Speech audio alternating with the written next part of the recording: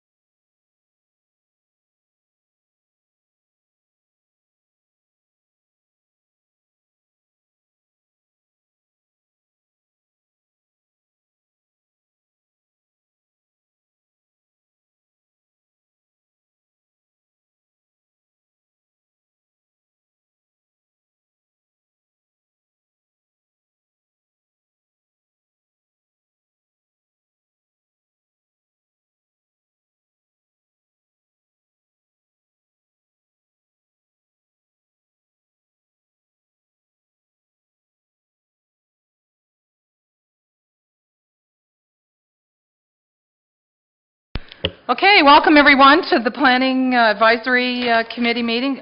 It's actually the City Council Planning Committee meeting. And in attendance we have Councillor Boyce has sent his regrets. Councillor Graham has sent his regrets. And we have Councillor Panchuk here for, I'm not sure who you're here for this evening, Councillor Panchuk? Whoever, one of the two, Councillor Boyce. So getting the attendance out of the way, disclosure of pecuniary interest and general nature thereof. Councillor Miller. Thank you, Madam Chair. 3.2, as my residence is located right at the entrance to Essex Drive. Okay, anybody else? I have a conflict with 3.1 and 3.2, and during those two deputations, Councillor Carr will get in the chair. So before I go any further, I have the opening remarks by the chair. The public meeting is being heard by the City Council Planning Advisory Committee, and public notice has been given in accordance with the Planning Act. The non-elected members of the Planning Advisory Committee are Mr. John Batutis, Mr. David Joyce, Mr. Mike Letwin, and Mr. Ross Ray. Citizen appointees may ask questions and participate in the discussion in order to assist in making recommendations to City Council, but may not make motions or vote in connection with the public meeting. If a person or public body would otherwise have an ability to appeal the decision of the City of Belleville to the local planning appeal tribunal, but the person or public body does not make oral submissions at the public meeting or make written submissions to the City of Belleville before the related bylaw is passed, the person or public body is not entitled to appeal the decision. If a person or public body does not make oral submissions at a public meeting or make written submissions to the City of Belleville before the related bylaw is passed, the person or public body may not be added as a party to the hearing of an appeal before the local planning appeal tribunal, unless, in the opinion of the tribunal, there are reasonable grounds to add the person or public body as a party. Any persons wishing to be advised of the Belleville Planning Advisory Committee's recommendations or City Council's decisions with respect to today's applications are requested to leave their name and address on the appropriate notification sheet located on the clipboard beside the podium, and in general, any recommendation made today will be forwarded to the next City Council meeting. So the clipboard is right there at the podium. Sign it when you leave if you want further correspondence. So the first matter is the public meeting, the Planning Act 3.1, and I've declared a conflict of interest.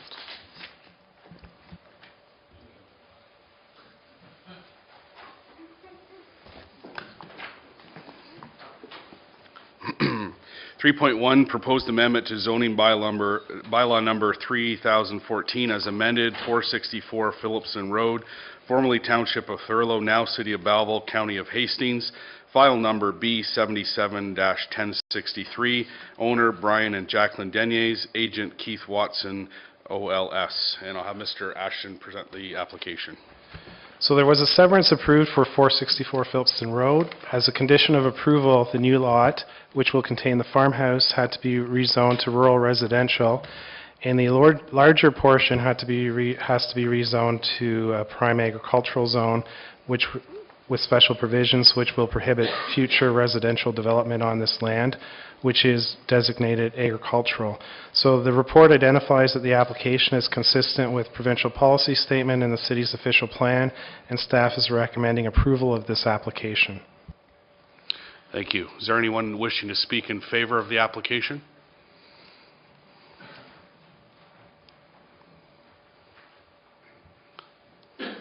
I'm Keith Watson, acting as agent for the Deniers. I'm just here to merely support the application and answer any questions if they should come up. Does the committee members have any questions? No? Thank you, Mr. Watson. Thank you. Anyone wishing to speak in favor? Anyone else wishing to speak in favor? Anyone wishing to speak against the application? Anyone wishing to speak against the application? And a third time, anyone wishing to speak against the application? Thank you. So can I get a motion to refer that to the Planning Advisory Committee? Councillor Panchuk, Councillor Miller, all in favor? Motion is carried.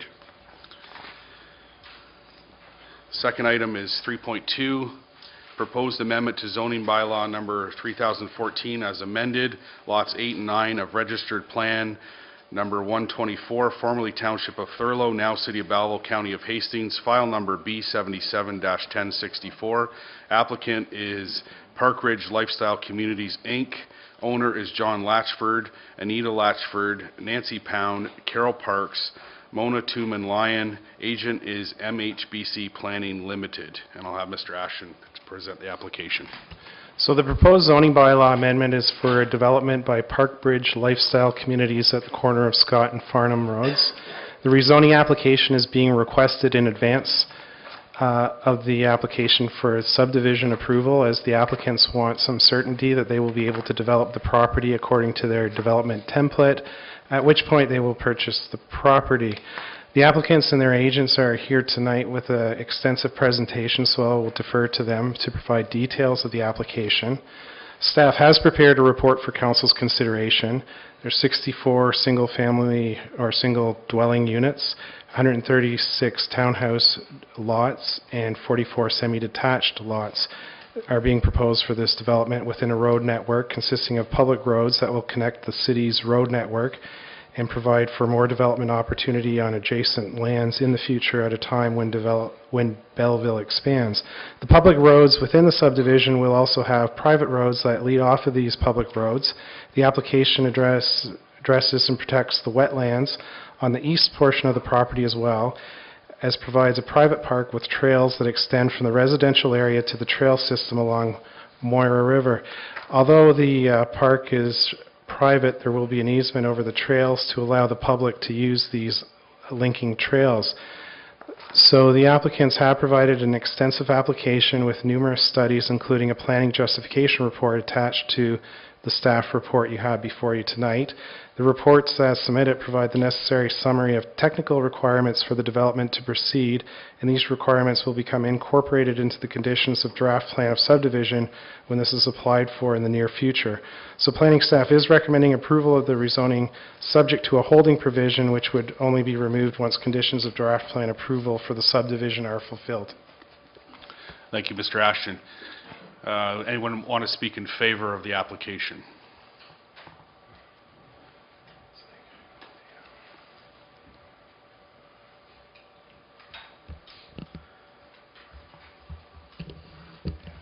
Good evening. My name is Robert Voigt. I am the Director of Planning with Park Ridge Lifestyle Communities. I'm going to go through our presentation quickly. With me today is Eldon Theodore. He is our representative from MHBC that provided some of the planning background for us. I want to highlight a few things about who we are as Park Ridge. What we do is essentially we are Canada's largest operator, developer, and owner of land lease communities. We are 100% Canadian owned. Essentially we have one shareholder, and that is a retirement fund out of British Columbia, and we provide a stable income source for them with our land lease product. We're all across Canada. We have approximately 120 communities that we run as land lease communities with a close to 30,000 operating sites, and of the 75 residential communities, we have close to a population of 20,000 people.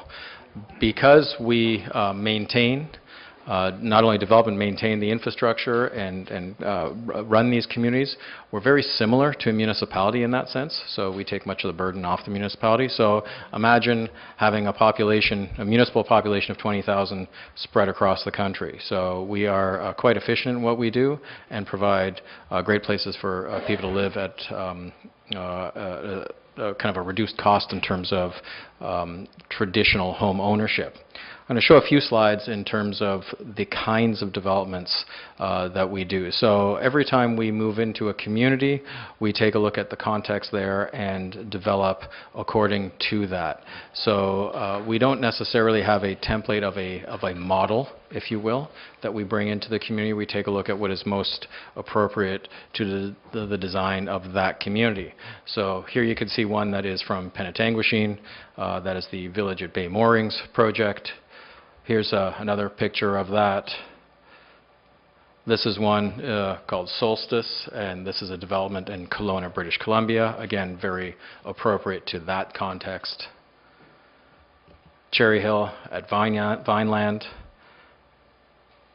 And this is a new project that we're just getting approvals for in the town of the Blue Mountains. Again, very contextual to what is expected there. And that's essentially the kind of thinking we would be bringing to your community. In terms of Parkbridge's commitment, we're an invested community partner.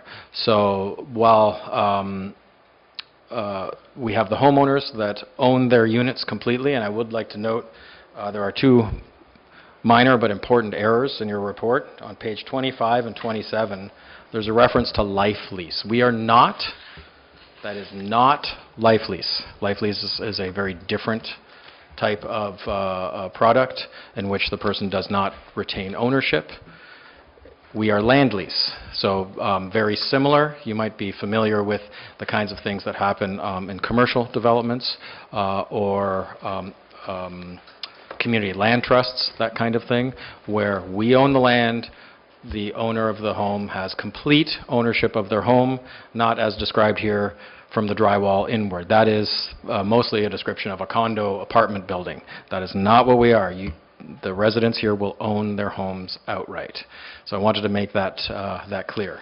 In terms of, because we maintain a certain portion of our developments as private, in this case it'll be the roads and that, while we pay full taxes to the municipality, and in fact the municipality has the benefit that Parkbridge is the only entity that pays taxes. So we get one tax bill, you get one entity paying taxes. So that reduces in terms of the paperwork to the municipality, but also because we maintain the roads in terms of the private roads and also the life cycle costs of that, the municipality gets the benefit of our taxes without having to provide that service in the future.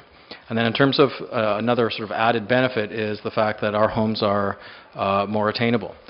Because the land is taken out of the equation, there is a percentage of the value that normally would be passed on to a purchaser that we don't have to ask for, right? So if you think of it by a kind of an easy measure is to look at that our products tend to be somewhere around 30% below the average of the market that is in that area. And that's not because the home's built any different, it's because the land is not part of the equation. So we have, from a business perspective, of course, we have a certain amount of money that we make in terms of the residences themselves when we sell them, but then the lease is that stable income for our shareholder. And that allows people to get into home ownership at a far reduced rate, and in many cases, particularly if it's retired individuals, they're able to take that money and spend it on other sort of life's important costs and that. So it makes it easier for them to live in the community. So that's a quick rundown of what we are corporately and how we develop these communities. Next, I'll turn it over to Eldon to talk about the specifics of the application itself. So I'm going to be quite brief. Excuse me. The context itself was introduced by Stephen, so I'm not going to repeat anything on that aspect. I'm going to speak mainly on the proposal itself. So the proposed development, what you're looking at is 283 units divided between single attached, semi-attached, and townhouse units. Within the plan, we have allocated 53 visitor parking spaces. Part of that is a component of the plan where there is the private driveways. In that case, you don't have the opportunity for on-street parking, so we've accommodated for that through individual parking areas that are spread out across the site. On the east side of the site, you can see that a 50-meter buffer has been protected, has been provided for protection of the existing environmental feature, the provincially significant wetland on the east side of the site. That is informing the overall design. Just in terms of topology, you can see we've made an effort to provide that mix and range across the site. So it's a collection of singles, a collection of semi-detached, and a collection of townhomes. Shows how they are distributed in a way that provides for housing options that are not just focused in one area, but actually spread out throughout portions of the site. In terms of open space, what's important to note is that on the east side of the site, and as Mr. Ashton had mentioned, we do have a private park, but it will be publicly accessible and integrated as part of the protection of the wetland on the site. And at the northwest corner, a smaller entry park providing that sense of arrival or a gateway off of the main road. I mentioned the parking locations, again, efforts to ensure that on the private road component they're distributed, and that really connects to the vehicular circulation. So what's important to note is that we are connecting to the existing communities. We're ensuring that there is vehicular movement that allows for public movement through the site, through the main roads as you see there, but also the secondary road network, which is the private roads as we show in the lighter purple color there. Showing how it does connect and it does allow for that movement of both vehicles and pedestrians through the community. And building on that, obviously with the public roads, you have the public pedestrian connections that occur to the site, but also building on the existing trail network that exists, a series of pathways and trails that would connect to the greater system that would be publicly accessible as well. So just in terms of high level of the zoning, we're, excuse me, our proposal is amending the Thurlow bylaw, which obviously is not as current as the current Belleville bylaw. So what we're doing is not specifically contemplated in the bylaw. So a number of amendments, as you see in the list here, have to be considered in order to allow for that flexibility of the unit types that provide for these options. That includes looking at things like what is an appropriate setback, ensuring that the width of lots are consistent and that they make sense from a housing typology perspective, and ensuring that the spaces between the yards are more consistent or more up to date. So it's just some of the provisions that we provided, and again for consideration to ensure that the development reads and works appropriately and is a quality place in terms of its implementation. So that's just an overview of the proposal, and both Rob and myself are happy to answer any questions of the committee. Thank you. Thank you for your presentation. Any questions for the deputation? Councillor Panchar. Thank you very much, Mr. Chairman. Mr. Voigt, I wonder if I could just ask you a couple questions about the concept. I'm familiar with land leases in the commercial sector. So in this one here, is there when we talk about a life lease, is there a term that residents would be leasing the building on the land for? Yeah, so again, we do land lease, not life lease. The terms that we seek is somewhere around we've done as much as 99 years. Typically, it would be about a 49-year lease. So there are provisions in the Planning Act that allow us to extend the standard 21-year time frame.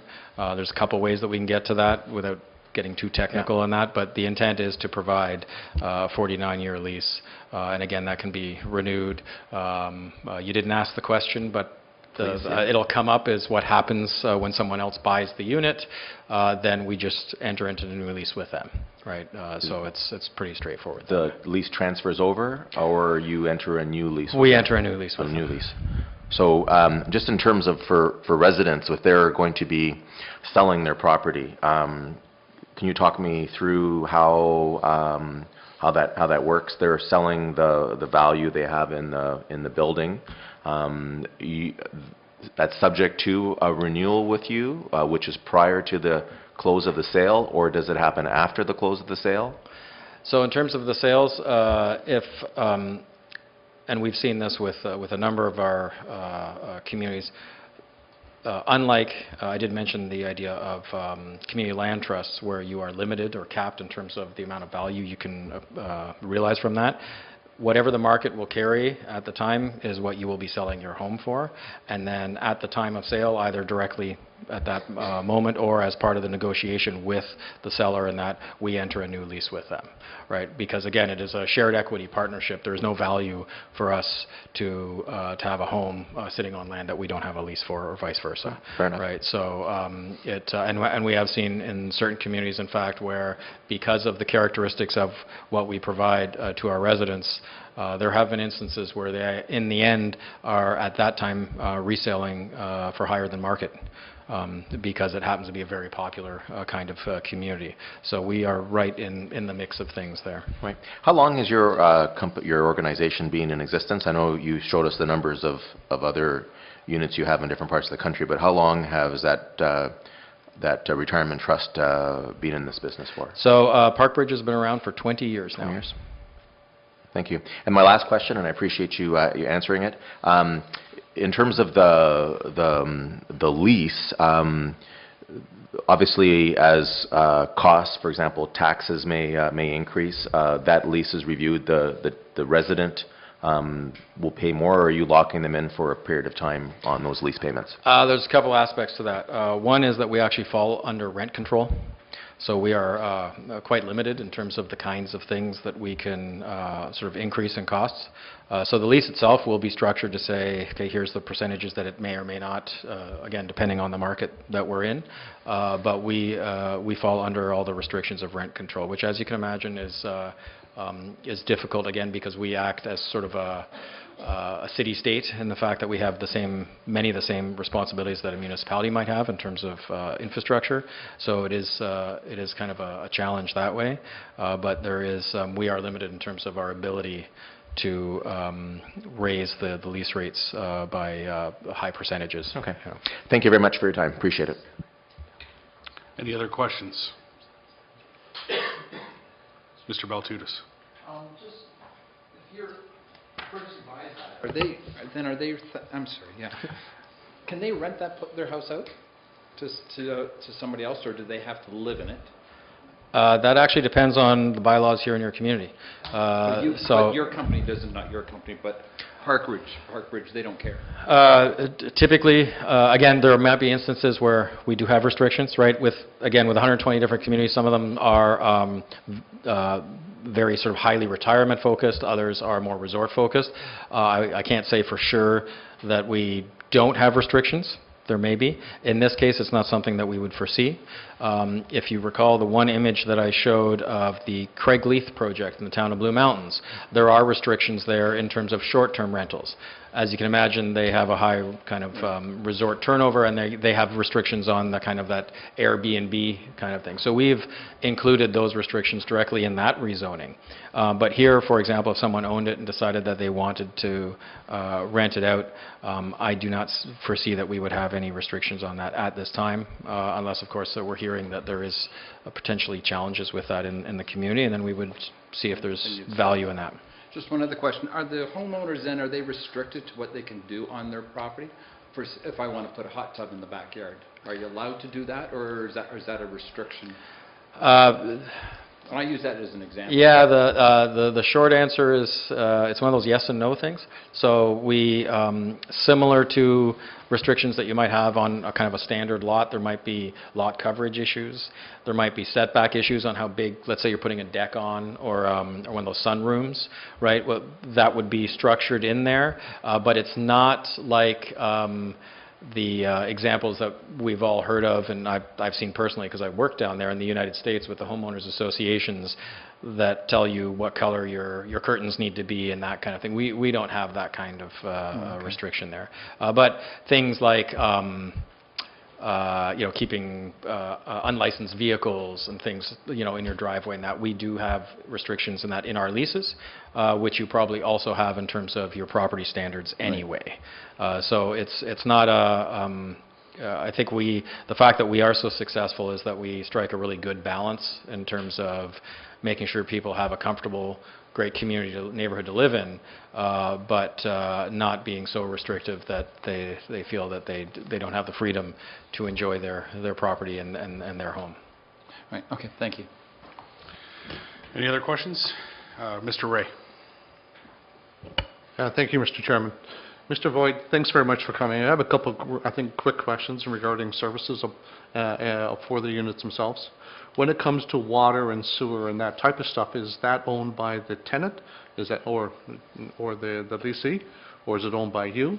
And what happens in the case of a failure of the system underground when you own the ground, and how do they? Who's responsible for what? So we'll have to, so some of these answers we don't know yet on this project, only because, again, we're at the zoning phase, right? So there's certain elements there. We do know that staff at this time is comfortable with the combination of public and private roads. So let's assume that we have a similar kind of situation with the water servicing and that. We come under the same restrictions that the municipality has in terms of being part of that system that provides safe, potable water, right? So if there is a failure in terms of that infrastructure, we're on the hook for our portion of it to get that corrected. There are other communities that we have where something this size, where we would easily have private services throughout, right from the main road. And again, we have to fall under those same, sometimes they're provincial, sometimes they're federal regulations. It's not the homeowner's responsibility in terms of the servicing of their residents. It's the same as you would have if you're in a freehold situation, that once the mains, the service lines come into your home, that's on you then, right? So if your plumbing fails inside your home, that's not our responsibility. So you are a full homeowner that way. Okay.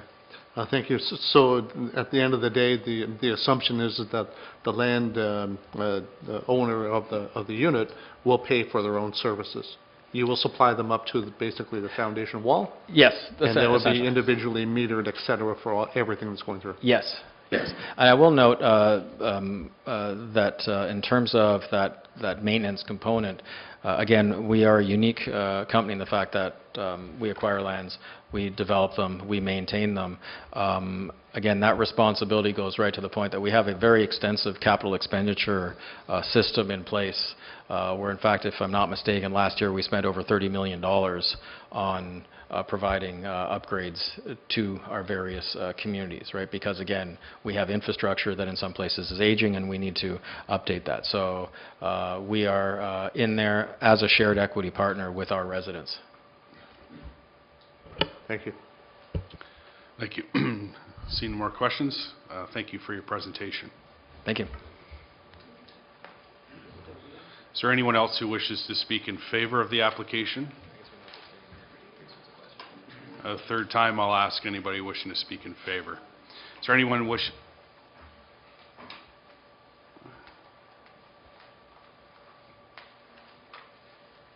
Mr. Chairman, I'm Arnold Vandermeer. Most of you know me, maybe the public doesn't. I'm here representing Manhole 10 and the Scott family. I would say that we're not opposed to the land use that is being proposed for this development. The issues that we really are having, we want to support the zoning and to see development moving ahead. Our concern is that Manhole 10 oversized a lot of the infrastructure for this area, and we want to ensure that this development will not sort of restrict the further expansion of the development to the north to the full service area that's possible. So that's one of the issues that we have. And we see the process set up. They see the roads are being extended to Scott Road. The collector roads are being brought over to Farnham Road. There is a holding zone on it. There's a requirement that there will be another public meeting for draft plan of subdivision approval, submission going forth. So, and more studies required. So we are looking for that more information to make sure that what Manhole 10 has already committed through the Kenneth Mill subdivision will be a benefit to the community. I can also advise that there's the lands to the east of this property are still held by Manhole 10, the Scott family. There is no park there yet. There's no trail system there yet. So again, I would anticipate that there should be some consideration there from this group if they're wanting to take advantage of that they should be coming to the table and talk to that as well. And we see that as, again, being probably part of the requirements of the subdivision approval process. The other concern I think we really have, again, supporting the use of it, but Scott Road. There's reference to road widening provided, but Scott Road should not continue to be maintained as sort of a rural road. It should be, road widening should be looked at so that the people on the north side, which is also the Scott family, one of them, will be able to be developed to the city standards. And then the other major concern I think we have is with the road realignment of Farnham Road. It is a collector road. Its parts are going to be 4-lane. It's going to be urbanized, parts 2-lane. There's a curve there. If the lands to the north are being developed, and we've done background work on this already before when we looked at the oversizing the full service area, that those lands will not be sort of become landlocked, become accessible. We originally thought Scott Road would be brought into the Latchford property and connected into the Essex Drive or the middle road that's looked as a collector road would be maybe the common element to pull that whole community together. Type of use, the type of housing matches what's happening within Canada Mills and probably the surrounding area. But those are the things, I guess, if I want to be on record for Manhalton and the Scots, that the city is aware of, that when the next steps happen, that these issues will also be addressed. And I want these people to be aware of it as well, and that we're not coming at the 9th hour saying we have concerns. So, okay? Thank you, Mr. Vandermeer. And I saw the applicant was taking notes, and I appreciate your comments. If any, I can answer any other questions that the committee has. Any questions of Mr. Vandermeer? No, thank you. Thank you. Anybody else wishing to speak in favor? Anyone wishing to speak against the application? Anyone wishing to speak against the application? I see a hand. You come to the podium, please, and state your name.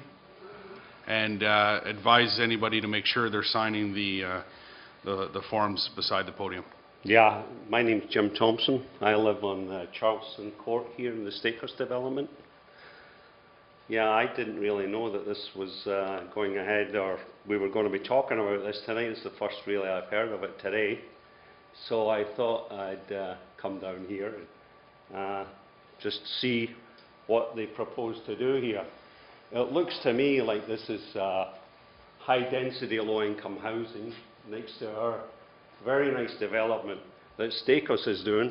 And these two snake oil salesmen here are going to try and push this thing through and lumber our community with hundreds of rentals and townhouses, semis, don't fit in with the community. Sir, if I could ask you just to address the committee, please. So, thank you. Yeah, I'm against it. Okay. Another thing, the wetlands there. Who determined how far those wetlands go to the west? Maybe they're going to go further. And, you know, for these guys just to put up this map here with a little study maybe on the wetlands, maybe they're going to take up more of that if there's going to be development there. Maybe Cloca will have something to say about that. I don't know. But anyway, I'm against this for sure. Before you go any further, yeah. you mentioned the wetlands. So I'm going to have staff make a comment on the wetlands.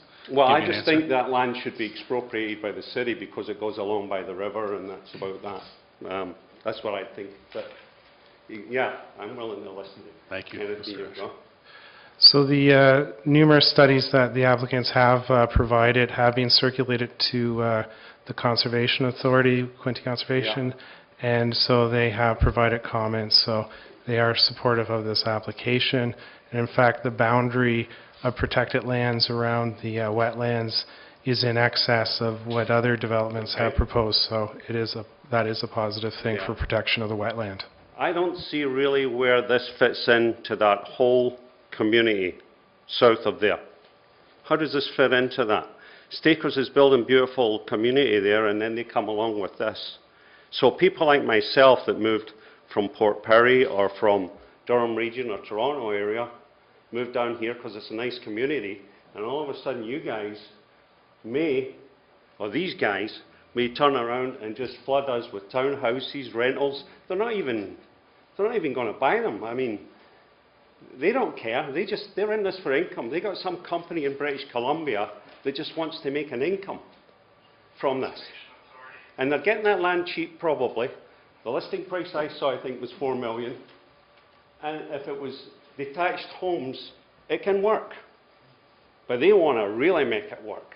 They want to put a ton of homes on there and make a lot of money out of it. Whereas we're in it for the community. That's all I got to say on it. Thank you.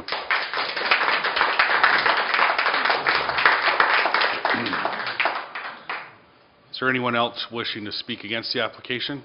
You can come forward, ma'am. State your name, and again, I'm going to remind people to make sure they're signing those forms.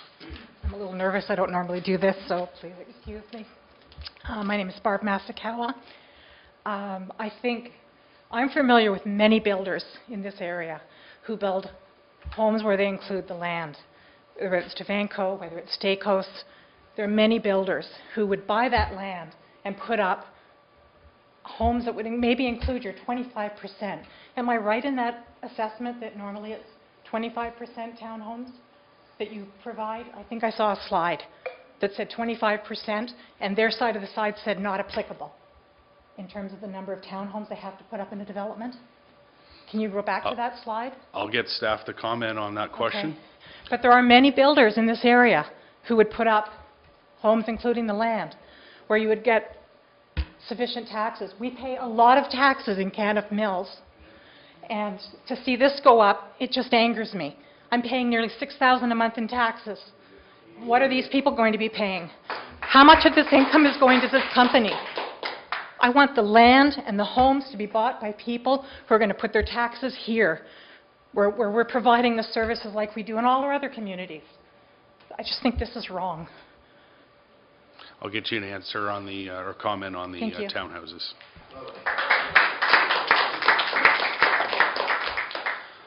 So there is a provision in the bylaw, the old Thurlow bylaw, number 3014, for 25% of townhomes. So yeah, so the applicants have asked for relief from that provision to include more townhomes in their development. Excuse me. I strongly disagree with that they're allowed to overrun the rules that you've already set up in council for townhomes. I'm all for mixed density. I understand we have to have affordability, but they shouldn't be allowed to override the rules that we already set up in council. It's wrong. 25% has been sufficient for every other builder in this region. Why should they be any different?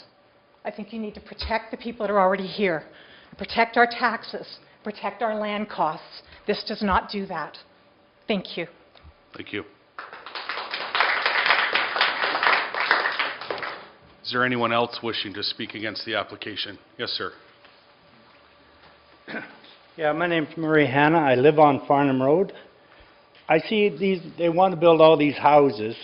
Steakhouse has built a pile of houses in there. They have Manhole 10 has built a lot of houses, but I don't see any upgrade on that road. Like, they've taken all that tax money, and they might have spent maybe $10,000, $5,000 on coal patch on Farnham Road. Like, that's just crazy. Like, they should, before they even develop this land. I applied for an application for severance. I didn't get it because there is no more building on Farnham Road until they put the water, the sewer, and redone the road up around the whole road. So where's all this tax money go that they're like? Rod, I'm going to get you a comment on Farnham Road. Sure. So the city went through an environmental assessment process for Maitland and Mineral Road and Farnham Road, which is a requirement before we reconstruct and extend municipal services through an area. So that's been done for Farnham Road, and as everyone out there I'm sure is aware, Maitland Road is under construction. The intent, at least from a staff point of view, is to bring forward the project to reconstruct Farnham Road to council. And then council will have to provide the funds to move ahead with construction of it. So it's occurring in steps, and as we finish Mineral and Maitland, the next step will be Farnham. Like, why waste your money on Mineral Road? Well, The- that's the where... the housing is all north. Mineral Road is the road where the services come up from Millennium. I understand to you be have able to provide pick up the service, water and so- sewer there, but why don't they start investing money up Farnham Road? They got enough tax money coming out of that area. Like, before they even let this go, why don't they do the road first? That's all I got. I oppose this. Thank you.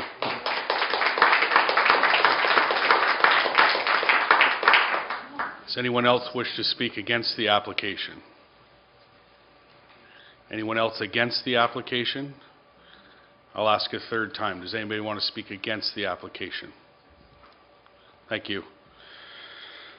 I need a motion to refer this application to the Plan Advisory Committee. Councillor Panchuk, I guess due to procedure, it'll have to be myself seconding. Any questions? All in favor? Motion's carried.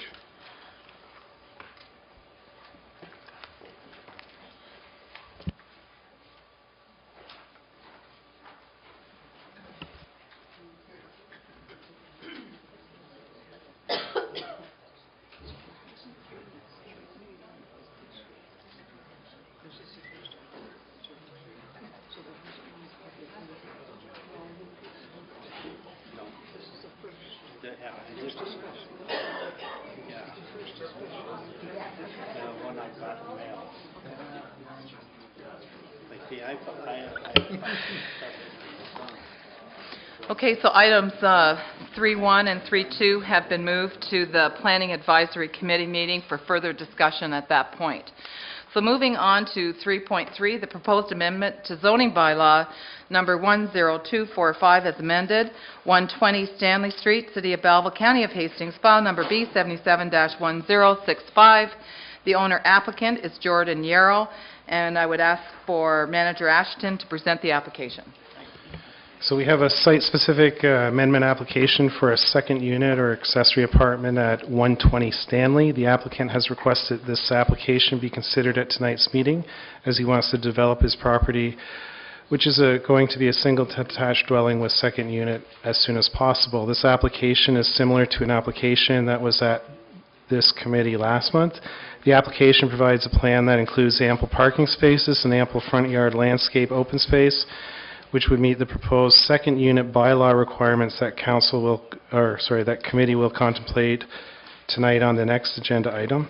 So staff supports this application as it is consistent with the Strong Communities Through Affordable Housing Act 2011, the Provincial Policy Statement, and the Planning Act. Thank you very much. So anyone wishing to speak in favor of this application, come forward. Anyone wishing to speak in favor of this application? Come forward. Welcome. State your name, please.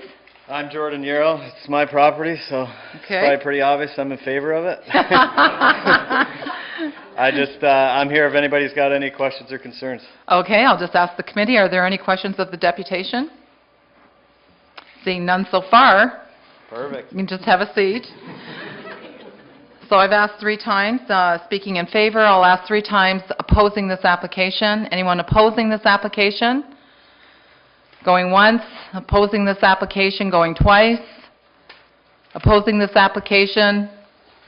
Seeing none, can I have a motion to refer this on to the Planning Advisory Committee meeting, please? Councillor Miller, Councillor Carr. Any discussion? All in favor? Carried. 3.4. A proposed amendment to comprehensive zoning bylaws numbered 10245, 3014, and 2076-80 as amended to permit second units and single detached, semi-detached townhouses and accessory buildings. The file number is B77-1067, and I would ask for Manager Ashton to present this application. Okay. So staff has prepared a report on a bylaw update on second unit policies. The report discusses why we have to do this in terms of conforming with provincial legislation and the provincial policy statement, as well as the Planning Act. So we have prepared a few slides to go over some of the components we have considered, the benefits of allowing second units, as well as the issues we now have with illegal apartments that aren't created through the building permits process, and how allowing legal apartments while developing a registry of legal apartments will improve the housing choices for residents in Belleville. So slide 1, which is up in front of you, shows different configurations of apartments. So they can be on one floor of a dwelling, or they can be within a section of the main dwelling, such as at the rear. They can also be in accessory or detached buildings as well. So the next 2 slides give examples of benefits of second units. So these include responding to changing demographics of the community, enabling people to remain in the community with housing choices, and providing additional income to assist with costs of home ownership. So the other benefits include creating jobs in the local construction economy, utilizing our existing infrastructure, and lastly, meeting the goals of affordable housing and increasing the number of new apartment units which will meet code requirements and provide a safe environment for tenants. So the next 2 slides are examples of, actually these are very recent examples of illegal apartments. It's a little dark on that side, but that you can see sort of the main dwelling to the right, and you can see a rear addition at the back, which was converted into an apartment building. What you can't really see where the arrow points to is that was a unit that the electricity was hooked up to an outlet off of the porch. The wire ran down the wall under the door, and that's what serviced the rear of the building. So the next slide. Oops.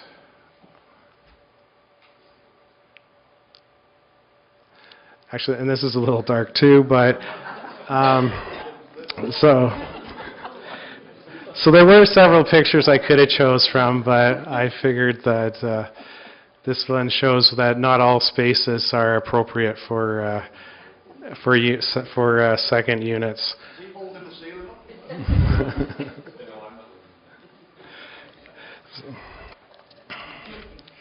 All right. So we know what the issues are when there are illegal apartments. There's lack of parking. There's a change in neighborhood character. There is dangerous living conditions created when people create apartments at times without building permits. And there's an overall lack of knowledge of where second units are for agencies such as municipal or emergency responders. So we will address the second units through bylaw updates to each of the 3 bylaws of the city. So essentially, the province has required that municipalities permit second units in any single, semi-townhouse or detached dwelling, only 1 unit per property of those. So, for example, if you already have a duplex, you can't have another unit on top of that. That sort of is your accessory unit. So what we're trying to do, what we do want to do when we do these bylaw updates is we want to promote second units as an integral part of an affordable housing policy while having some basic zoning requirements with the overall goal of minimizing impact on a neighborhood. So for example, there will be a requirement of 1 parking space for the second unit in addition to the parking requirements of the main unit. In this case, we don't want people to pave their entire front yards to provide this parking spaces, so there will be a requirement for a 40% front yard landscape open space to ensure this doesn't happen. So the bylaw also limits second units to 2 bedrooms, as we're putting forward as staff. So overall, the proposed city bylaws provide additional requirements than some other municipalities, but planning staff wants to strike the right balance between fulfilling provincial requirements while protecting neighborhoods and at the same time increasing safe and improved housing options.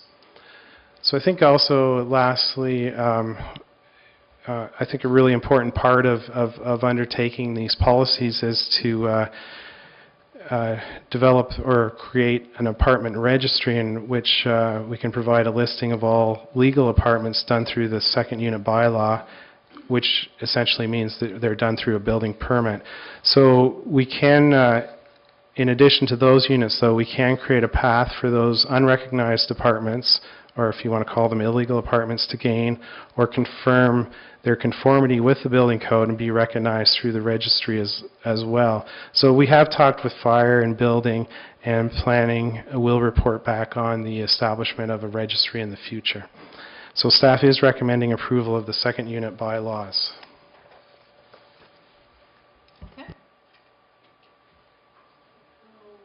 Would anybody like to speak in favor of this application? Yes, come forward. Welcome. Thank you so much.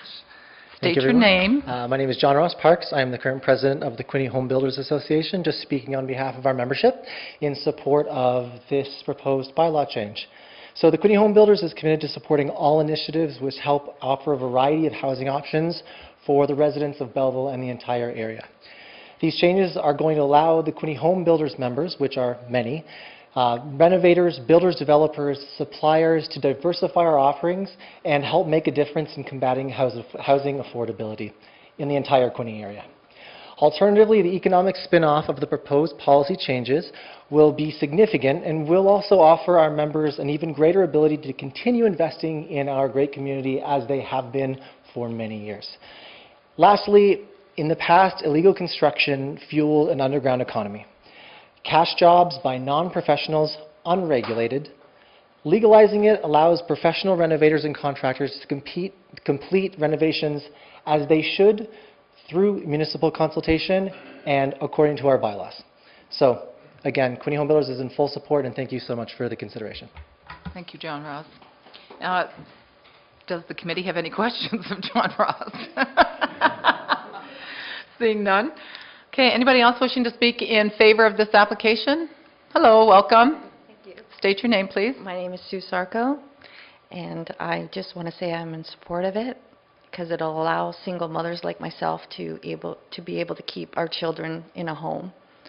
And also, it's a win-win situation because I'll be able to provide a home for a single mother as well, and their children will be able to go out on the street and play basketball or ball hockey like the other children in the subdivision. So I'm in full support of it for the children.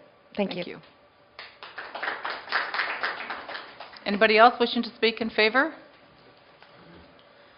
Uh-oh.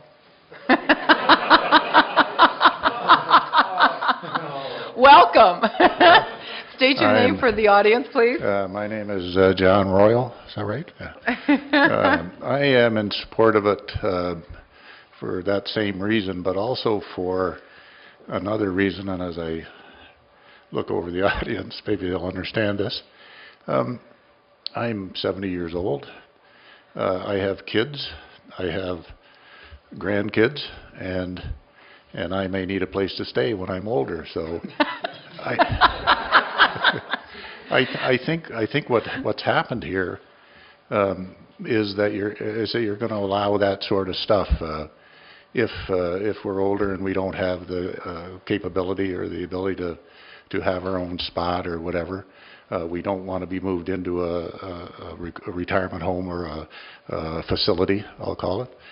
It would be nice to live with the kids, if your kids like you, of course. And on the other side of the coin, it's I have a daughter who now just graduated from naturopathic medicine, is going to open a practice. She lives in Toronto. Her practice is going to be in Picton. She has a significant other in Toronto who may not want to come to Picton. But it offers a space for that sort of thing. And the only not a restriction, but a covenant, I guess I would put on the situation is that as I look around the room and see a planner, and there's not a building inspector here and so on, but I think it's very, very important that the things you talked about in allowing these things to happen are legitimately enforced and looked at and perused very carefully, because if you create, because I've built things for a long, long time too, I guess, is if you create a second unit in a main structure and you don't have the same requirements that you have when you build a brand new building where you require a firewall, fire separation, whatever, then you run the risk of having somebody in who isn't quite as careful with their firecrackers as you are or whatever. But it's carefully enforced from a planning perspective and from a building perspective. So if all of those things were in place, I think it's a great idea, and I think that, again, I don't want to look around the audience and tell you that the demographics may suggest it, but we're certainly getting to that stage in the circulation of our lives. So some of us are older, some of us are younger, and a lot of us are in between. So you want to rent a spot? No. Thanks, John. Does the committee have any questions to ask of John? Okay, thank you. And anybody else wishing to speak in favor? Welcome, Jill. Yes, Jill Raycroft from the Belleville Chamber of Commerce. Just because this did come up through the election and during our debates, I just wanted to commend you for bringing this forward. I think it supports the need for affordable housing, and it's not subsidized housing, but it gives people an opportunity to both extend their opportunities for home ownership, and I think it's consistent with everything we're hoping to see. Our employers desperately need to be able to bring people into entry-level positions, and this is one of those ways to do that. Thank you. Thanks, Jill. Does the committee have any questions to ask of Jill? No, everybody's running away from the mic very quickly. Anybody else wishing to speak in favor? In favor of the application? Seeing none, anybody wishing to speak opposing this application? Going once? Opposing this application? Going twice? Opposing this application? Seeing none, can I have a motion then to send this to the Planning Advisory Committee hearing? Whatever. Can I have a motion, please? Councillor Carr, Councillor Panchuk. Any discussion? All in favor? Carried. Can I have a motion to adjourn? Councillor Carr, Councillor Miller. Any discussion? All in favor? Carried. Nobody leave. Nobody leave. Everybody gets confused at this point. We are now going to deal with the public meetings during the Belleville Planning Advisory Committee portion. Okay, we've heard the open house, and now we will make some decisions. So if you want to stick around for that, then feel free to stay. If you do not, then you can feel free to leave. So, Planning Advisory Committee meeting, I note for attendance that Councillor Panchuk is here for Councillor Boyce, and Mike Graham has sent his regards, and Mike Letwin has sent his regards. And anyway, moving on to disclosure of pecuniary interest and general nature thereof, Councillor Miller. Thanks, Madam Chair. 6.2. I have a property that's located right at the foot of Essex Drive. Okey-doke. Anybody else? I have a conflict on 6.1, as that is our own personal property, and 6.2, we are close friends with one of the applicants. So I'll ask Councillor Carr to take the chair's seat. And, or do you want to do it from there? Oh. Do you want to do this? Okay. Confirmation of minutes. 3.1, the minutes of the City Council Planning meeting and the Planning Advisory Committee meeting held on October 1st, 2018. Can I have a motion to receive? Councillor Panchuk, Mr. Baltudis. Any discussion? All in favor? Carried.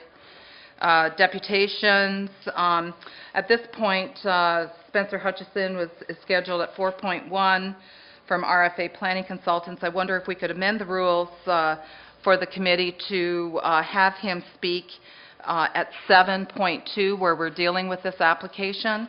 And with the consent of the committee, Mr. Hutchison has requested that. So with the consent? All right, so we'll defer that deputation to 7.2 when we're specifically dealing with that. Do I need a more formal vote than that? Okay. Correspondence, seeing none. We have nothing. Oh, what do we have? Oh, it's on our phones? If you want to make just get a motion to... Okay. So motion to receive the correspondence that we received today. Mr. David Joyce, Mr. John Baltudis. Any discussion on the correspondence? Seeing none, all in favor, carried. I would ask that Councillor Carr take the seat.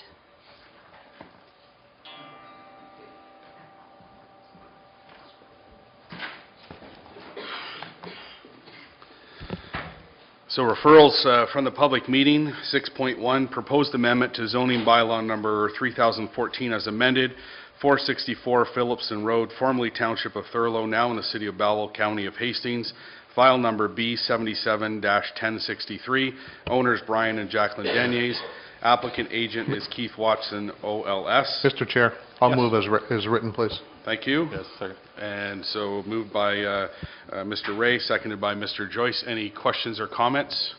All in favor? That motion's carried. 6.2, Councillor Miller has declared a conflict.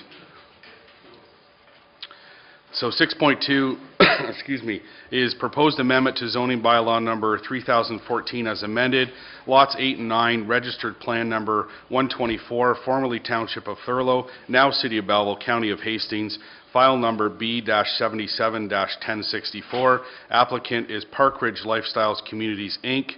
Owner is John Latchford, Anita Latchford, Nancy Pound, Carol Parks, Mona Tuman Lyon.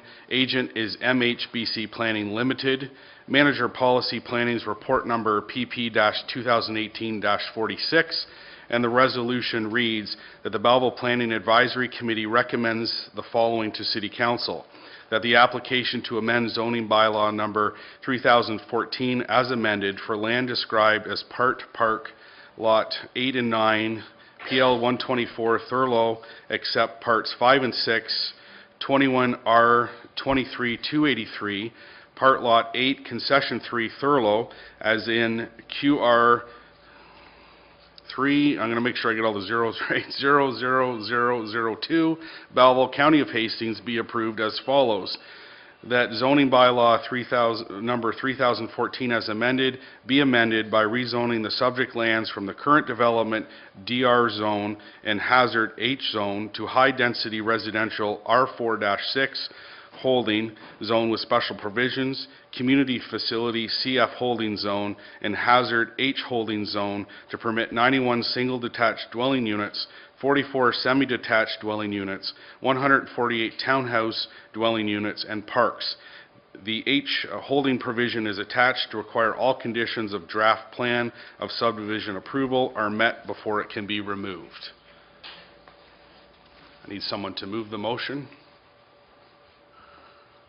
Moved by Councillor Panchuk, seconded by Mr. Ray. Any questions or comments? Councillor Panchuk. Thank you, Mr. Chair. I wonder if I could ask Mr. Ashton, and first of all, Mr. Ashton, thank you for the report. And the first question perhaps you can answer or Mr. Bove can answer. The status of the Farnham Road upgrade. So, you know, I think maybe some people don't understand that we have to redo the roads when we bring the services because they go underneath the road. And that gives us an opportunity to upgrade it, to bring in sidewalks and do all those things.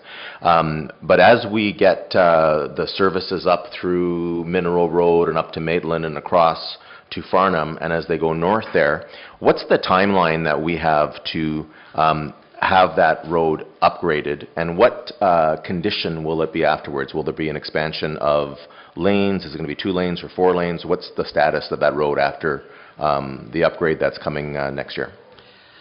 So, I mean, it's a logical sequence that we're following in terms of extending the services. As I mentioned, the EA is finished, which is a big step in the process. So, if that issue, for instance, is dealt with by council as part of their 2019 capital budget, then we would be able to move into detailed design in 2019, and you'd be looking at construction in 2020 probably at the earliest, and that would be contingent on there being no major issues as far as utility relocation or property that the city would need to construct the improved road. The EA identified a portion, the southern portion of Farnham, ultimately needing potentially to be 4 lanes. However, the intent would be just to reconstruct it as a 2-lane road with provision for it to be widened as more development occurs, particularly to the north of the application that we're discussing now and on the west side of Farnham over towards Highway 62. Right. And if I look at the map, as it goes north on Farnham Road, you know, I'm assuming that we'll have future development there, including this proposal. The septic, or the sanitary, I should say, and the water, all those services are being enlarged to be able to adequately service these areas. Is that my understanding?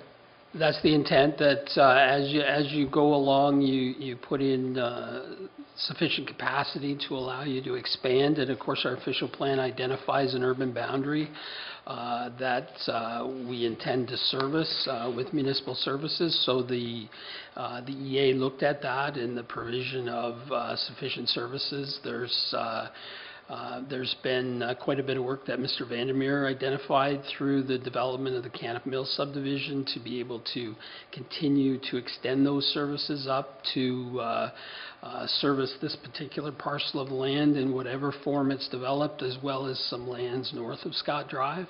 And then there are other provisions which are more tied into the Mineral and Maitland project, which provide the potential to service all the lands between Farnham and Highway 62. So I know, as you said, this may be coming before the capital budget in 2019, but is it your intention that these services will be brought in now sufficiently large to handle that future development? That would be, we wouldn't reconstruct the road unless we were going to put in the services that would handle the ultimate development that's proposed out in that area as anticipated in the official plan. Right, okay. So obviously future development's conditional on us doing that road development. My last question with respect to roads is that all of the roads in the city of Belleville are on a priority list, and a lot of residents have concerns about, you know, whether or not projects are going to get done, and we know that they only get done if they're funded, and that goes to the capital budget process.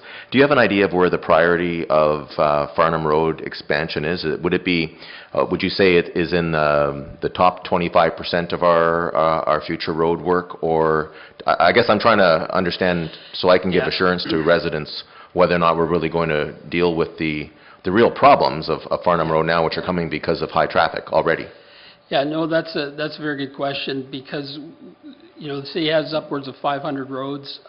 There are many that are in a state that they need to be reconstructed or resurfaced. The challenge with roads like Farnham is that there's no question the road needs to be reconstructed.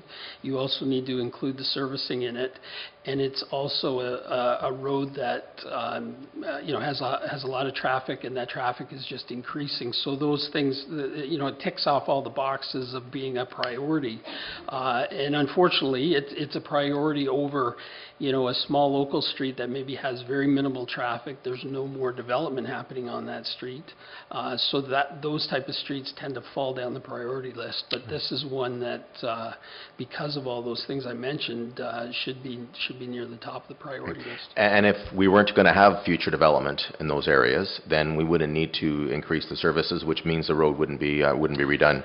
Can I just follow up on the comments Mr. Vandermeer made regarding Manhole 10 developments and how they have done some work?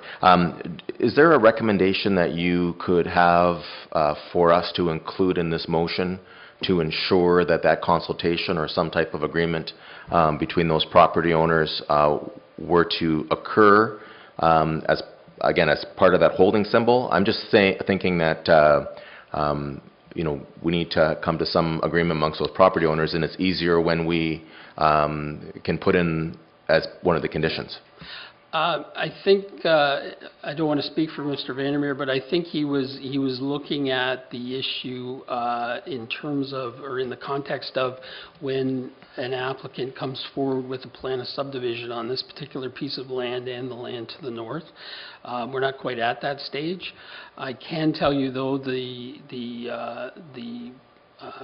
subdivision agreement that we have, the latest subdivision agreement with the Manhole 10 development, includes provisions that the city will ensure any development that happens to the north has to compensate Manhole 10 for the oversizing of the services. So they have a cost-sharing arrangement that they have to enter into, and that's pretty standard when you're in this situation where you have development carrying on past a development. So Manhole 10 has done their part to get the services sized appropriately to their northern limit. And now, as development happens further north, the next developer will have to compensate Manhole 10. And at the subdivision stage, that's probably the best time they can get into the nitty-gritty of the numbers and come to an agreement on what should be paid. And we include that in the subdivision for that development that's moving ahead, so that it basically says they have to pay Manhole 10 the amount that's agreed to, and we don't execute the subdivision agreement until such time as we're advised by Manhole 10 that they've been paid the money due. So. Yeah. So you're telling me that that's already included in the process, and that we don't. Okay. Lastly, I want to just talk about the style or the type of dwelling units. Mr. Ashton, so there were some comments made about these being low rental properties that would be not having appropriate property standards, that they would be a significant tax loss to the city of Belleville if it was to be allowed there, that these operators are running poor types of developments in other parts of the area. Can you speak to any of that to either give me assurance or whatnot about what they've been like to deal with to this point? If you have any concerns, about the quality of the dwellings, and most importantly, if you can talk to me about the type of people who will be living in these units. Mr. Ashton. Okay, I think just from I guess it would have been easier for the two individuals that presented to speak to that directly, but I think if you look at where they are in the Niagara region, in Blue Mountain, I think there was a proposal in these areas. They're pretty nice areas to live in, and I think they're aesthetically very pleasing developments. They have a focus on property management and property standards. I don't see any reason why they wouldn't be kept up to a quality. I think the applicant discussed, the applicant from Parkbridge said that they also always reinvest in their properties as well. They're over the 20 years period. I guess it's, and in terms of the people that might choose to live there, maybe my mother would choose to live there. I don't know. I think parents would live there. I think it's maybe people that either want to relocate and have something that's very low maintenance, maybe as an alternative to, say, a condominium or an alternative to their house. So I can't really answer very specifically, but it seems like a nice quality operation.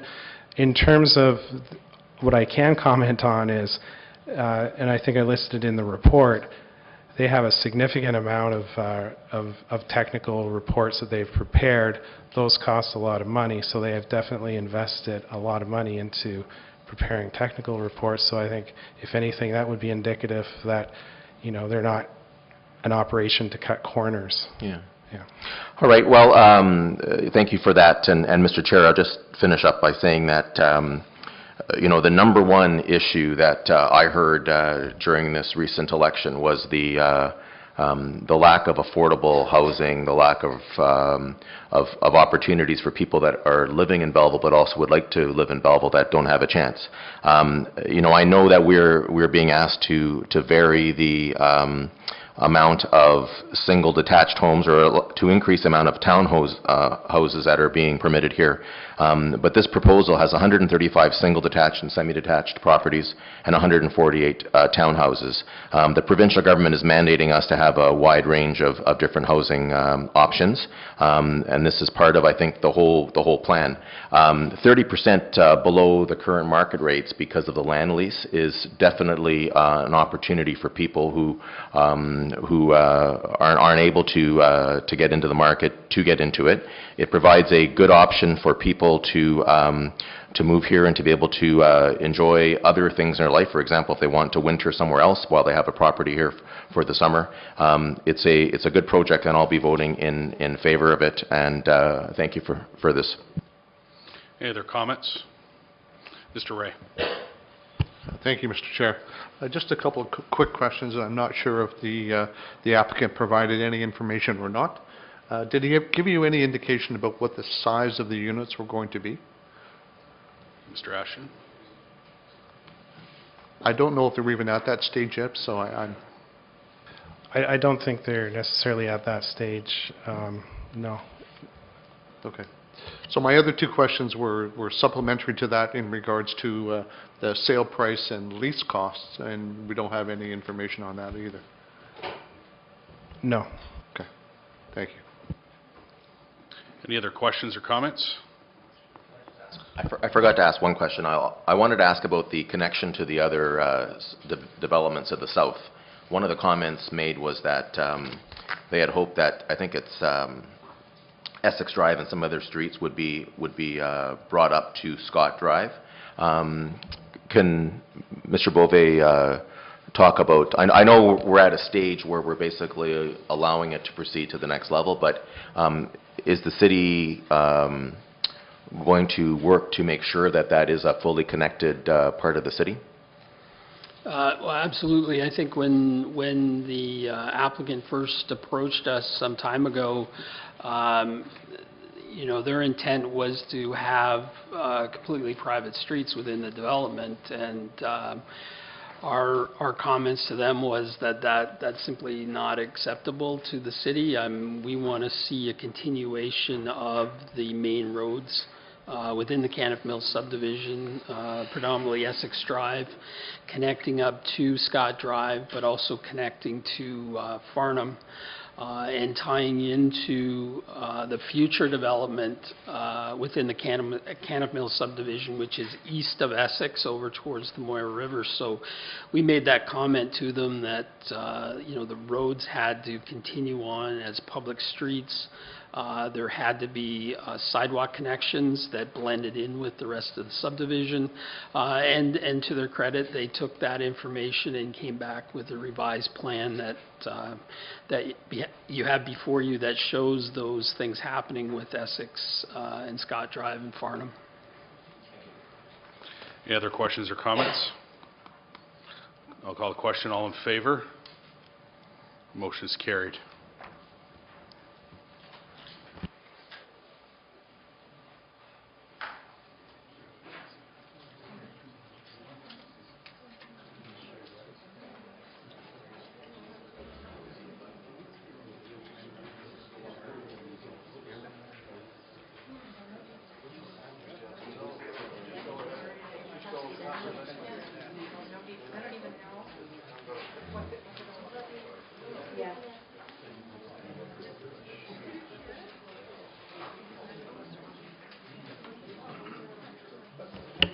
Okay, dealing with item 6.3, the proposed amendment to zoning bylaw number 10245 as amended, 120 Stanley Street, City of Belleville, County of Hastings, file number B77-1065. The owner applicant is Jordan Yarrow. Manager Policy Planning's report number PP 2018-45, and the resolution reads. Taken as read. Well, thank you, Mr. David Joyce. Do I have a seconder for that? Mr. Baltutis. Any discussion? All in favor? Carried. Moving on to 6.4, proposed amendment to zoning bylaws number 10245, 3014, and 2076-80 as amended. City of Belleville, file number B77-1067. Applicant Move is the as City read. of Belleville. Thank you, Councillor Panchuk. Seconder, looking for a seconder, Mr. Ross Ray. Any discussion? Councillor Panchuk. Thank you, Madam Chair. I wanted to ask quickly about the, and again, another well-written report which outlines all the issues. Where it comes to parking, so one of the concerns we have with illegal suites is that it's putting pressure on neighborhoods because they only have on-street parking, which is causing all kinds of issues, and we deal with that regularly from residents. You spoke about the fact that we're putting landscaping requirements so that a secondary suite would not be permitted if they could not, if they had to pave over top of their grass. And I guess I understand that, but I also understand the huge need that we have for more space in Belleville, for more rental space in particular, for more affordable housing. Can that 40% requirement for landscaped, can it be reduced by the city in situations where they just don't have the space? Manager Ashton? I did, actually the 120 Stanley, I did talk to him because he was talking about what the provisions were, the second unit policies, and even with the semi and the 2.4 meter, we figured that even though he had narrower lots for a semi, he would be able to meet the 40% front yard landscape open space. It probably would be more of an issue with townhomes. What we're putting forward right now is 40%. As you know, with our OP update, we're going to have to also move forward with the bylaw consolidation. So I guess from my recommendation is to keep the 40% in right now. You can also have tandem parking, so 3 in a row. But and then at the end, when the bylaw is updated, wait for feedback. The other element to this, and I didn't really include it in my report, would be that it would be good to promote second units as well, so that if someone is, say, purchasing a property to develop to also have a second unit, it's going to be part of their thinking process when they do purchase that property. The other element, though, is if they can't get the proper parking, they can always, or percentage of landscape open space, they can always apply for minor variance. They can? Yes. Okay, so that's what I wanted to know. Thank you.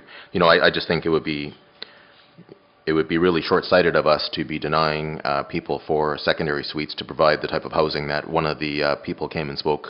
You know, for example, she was a single mother and she was hoping to have another single mother with their family share their house, and for us to say no because we didn't have enough lot coverage to provide for grass. I would much rather have some of that lawn used for parking to provide that house than to deal with the situation that we see now. Just very quickly, I think that first of all, what I'd like to say is it's about time that this resolution has come forward. I don't say that in a disrespectful way. I'm very happy to see it. This act was passed in 2016 and took a while for it to get royal assent, but nonetheless, it now puts a requirement on the City of Belleville to comply. I think this brings illegal secondary suites into compliance and gives us the ability to protect the people who are living in those. And some of the pictures you showed were are absolutely true. Some of these illegal secondary suites that we have now in the City of Belleville are just, it's unfortunate that some of them are unsafe, and some of them are structurally unsound. So this is very, very important. It also ensures that future units are properly built by licensed, professional contractors. I think Mr. Ross Parks spoke about the fact that we have great builders in the city, and we have people who are legitimately in the business of home renovations. They will allow this to be done done according to code and properly. And I am open to this idea of this registry. I was concerned when I first read about it, but your description or explanation was good. I think this registry in the future can protect neighbors to ensure that we don't have these situations where neighborhoods are taken over by people parking on the street, but it also protects residents to ensure that they have a safe place to live. So I'll be supporting it. Thank you, Madam Chair, and certainly I'm not going to repeat everything that was said by Councillor Panchuk. I agree with this. I like the idea of the registry to track some of these things. I know there will be concerns in terms of property standards, but we do have a policy where we expect our staff to be proactive, and that policy was changed this council term. I do want to talk a little bit about the minimum front yard landscape and just caution Councillor Panchuk, and I understand the need to have some flexibility, but I also point to examples, for example, Canifton Road North in the village of Canifton. There is, I believe, 4 or 5 duplexes there, and it's a perpetual driveway. There's absolutely no landscaping whatsoever.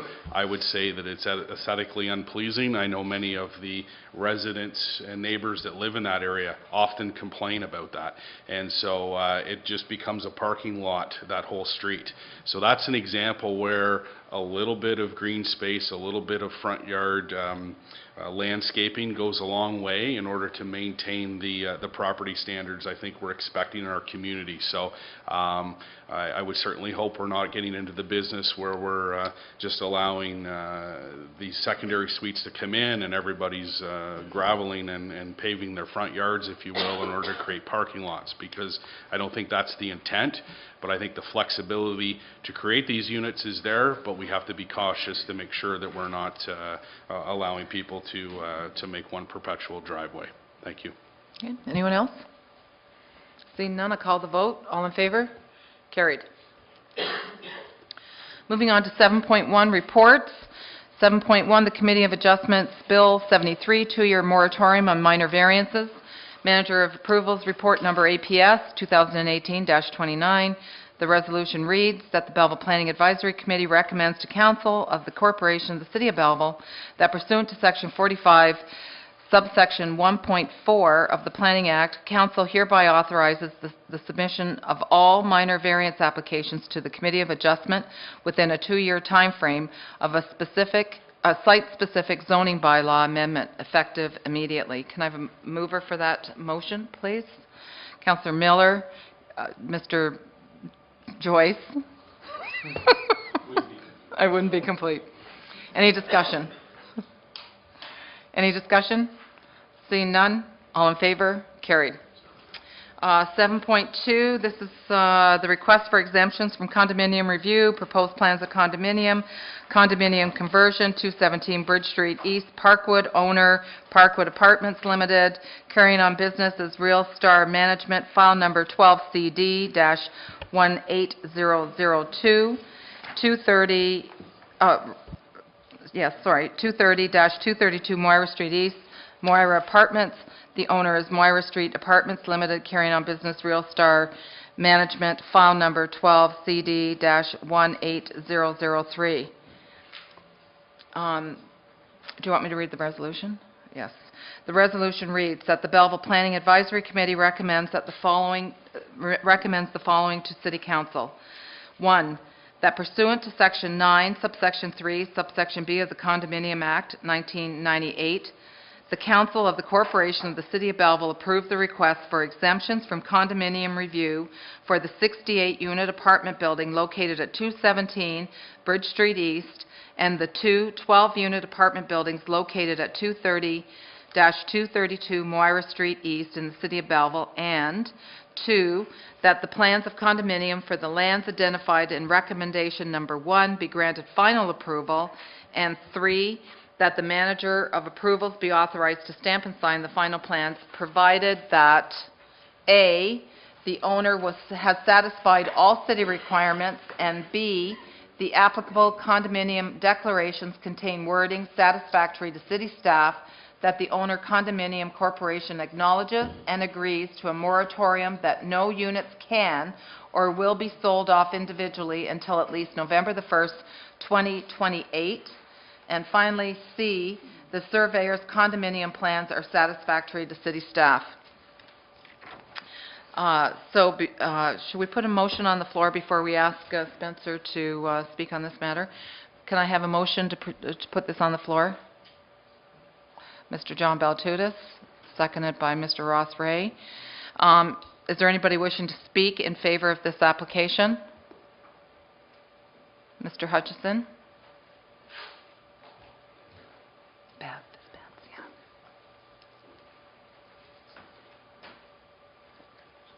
Thank you, Councillor Deniers, and thank you to the committee to allow the rescheduling. It felt more appropriate to talk to this while you dealt in total with all the previous applications.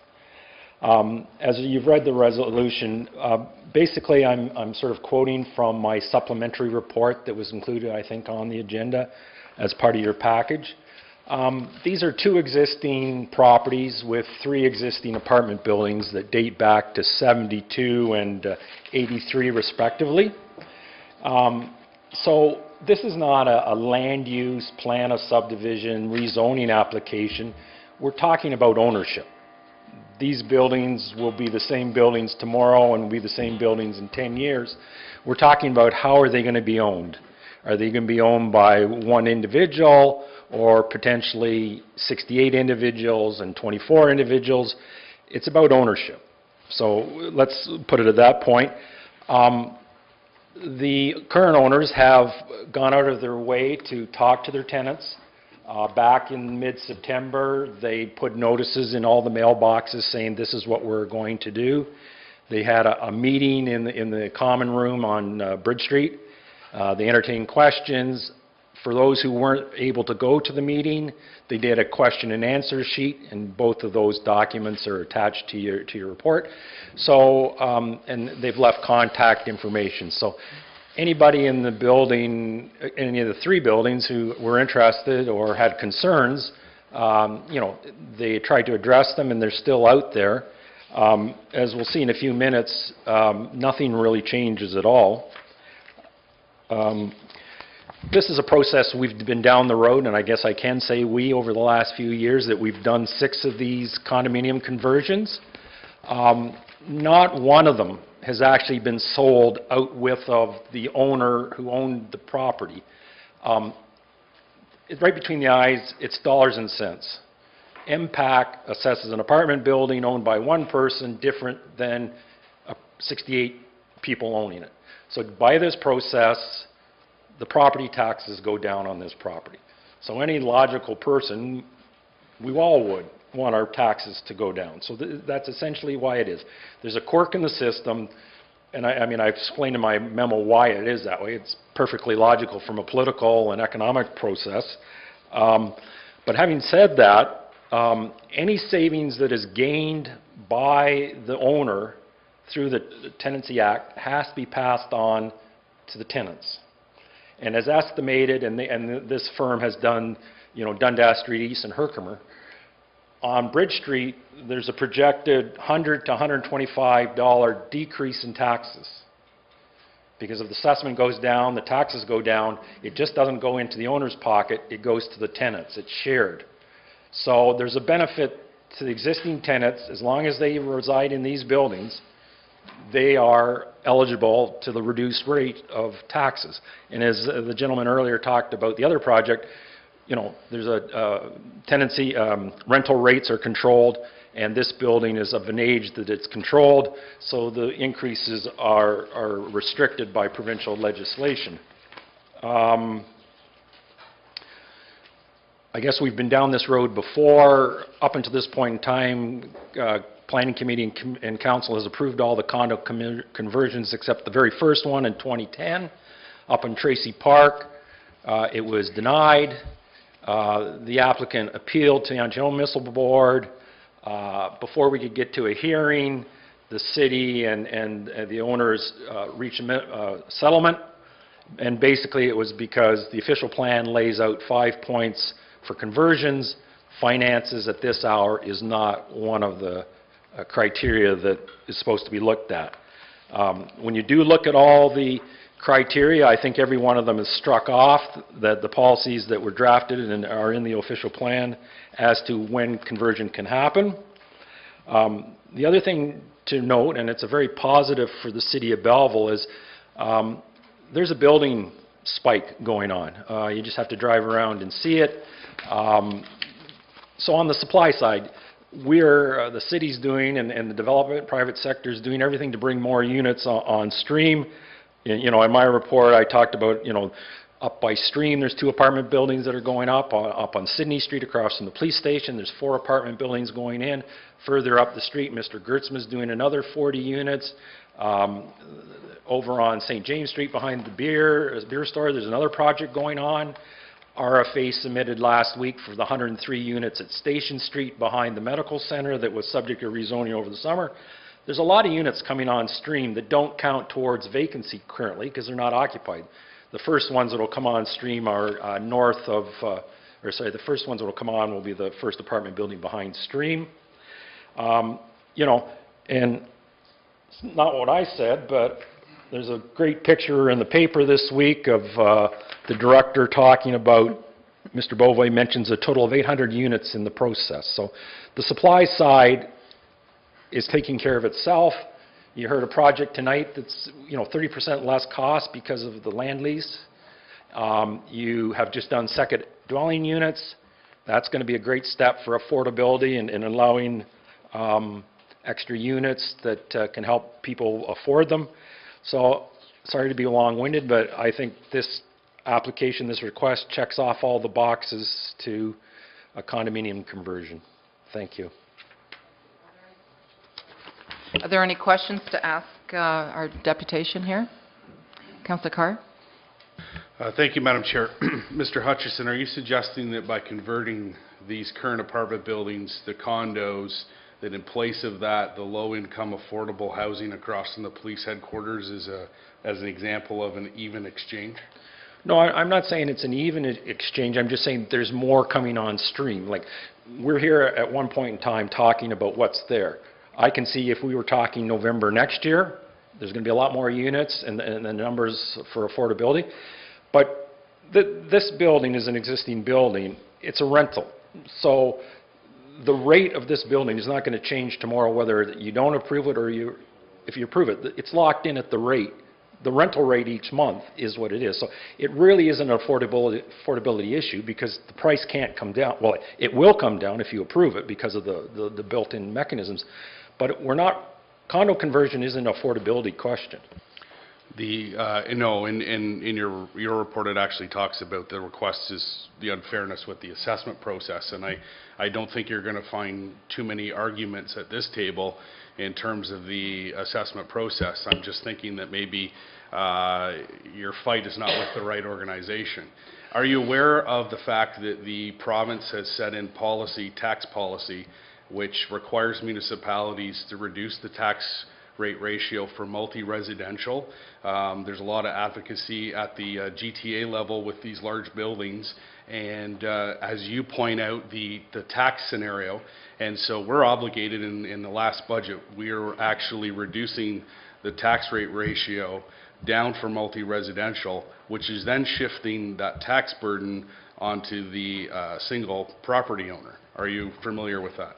Well, in the sense that the pie is a pie, and if somebody pays less, somebody else is going to pay more. So you're shifting it around.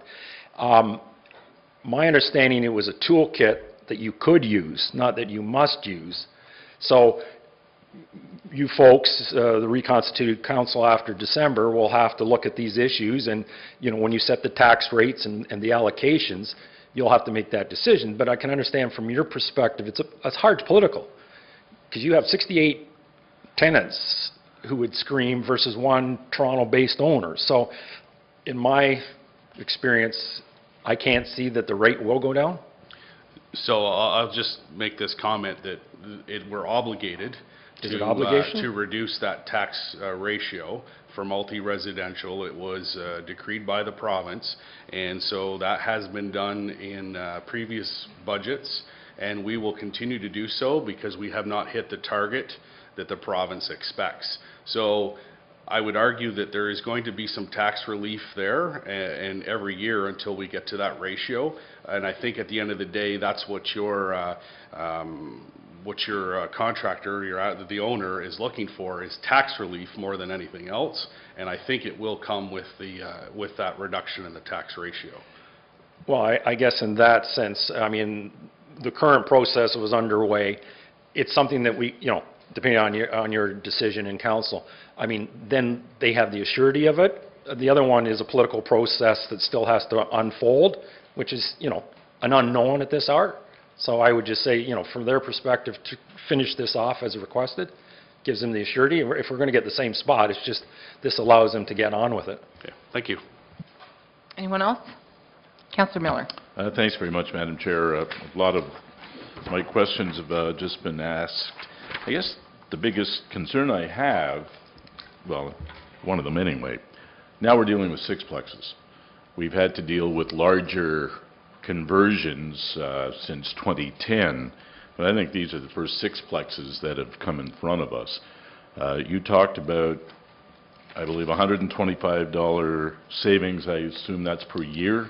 Yeah, no, for the other property up on Moira, the savings are not quite the same. I think they're in the $40 range. Per year? Yeah. The other thing is these aren't sixplexes, they're 212s. 212s. Either way, we haven't dealt with anything that small, I believe, in this respect. The other thing is, according to the resolution, we're being asked to approve the request for exemptions from condominium review. So if we don't go through the exemption process, what is the process? Basically, you hold a public meeting and we go through I come make a presentation to do the same thing. Everybody in the apartments, as someone who lives within 120 meters, they'll get formal notice through the city, and then we're right back to this point. Okay. There is very little difference. In the meetings you've had with the tenants, and I know you know the importance of that, which is good to hear, but there still seems to be a fair amount of concern regarding the process or what they're going to be facing. One of the items in the resolution was that nothing gets sold before November 1st, 2028. Am I reading that right? Yeah, that has come from the owners. They don't want to sell. They really don't. There's no intention to put them on the market. And they're willing to back that up by saying, we won't sell any units if you allow us to make it a condo. We're not going to sell any of the units. We're going to hold them all and keep them as rental. So, they have it's all back to this dollars and cents thing. Okay, thank you. Anybody else? Councillor Pancher. Thank you, Madam Chair. Thanks, Mr. Hutchinson, for coming today and for your report in our package today. The current tenants that are living there, are they paying rent, and is it separated on their rent, the amount of taxes that those units are being billed by from the city? To my knowledge, and I don't know the internals, I mean, they would be paying a monthly rent. I don't think it's broken down as to what goes where. Are there common area fees on top of the rent that are separated, or are they included in the rental rate? Not that I'm aware of. Right. Any condo fees in the rent now? So, no, because it's an apartment that you rent, which is all in. I had a fair amount of feedback from some of the residents who had the meetings, and quite frankly, they felt pressured through this process. I'm just telling you, I wasn't there, I can't speak to it, but I can tell you that they felt pressured. They felt an urgency to agree to this, and this was earlier in the summer. I understand that your clients aren't interested in selling the units right now. They want to put it on, but I am concerned about the fact that we have such a shortage of rental properties in our market. In fact, I call it a crisis of rental properties, and I don't see how this does it better. I know that you had talked about a number of projects that are coming online, but I'm sure you're aware that Hastings County today has a waiting list of over 2,500 people who are looking for seniors housing in our community. We're proposing to build a 104, 110 unit building on Albion and Station Street, but there's still going to be 2,400 other people that are still waiting to come to our community, not counting those that are here. Everywhere I go, there is there are people who cannot.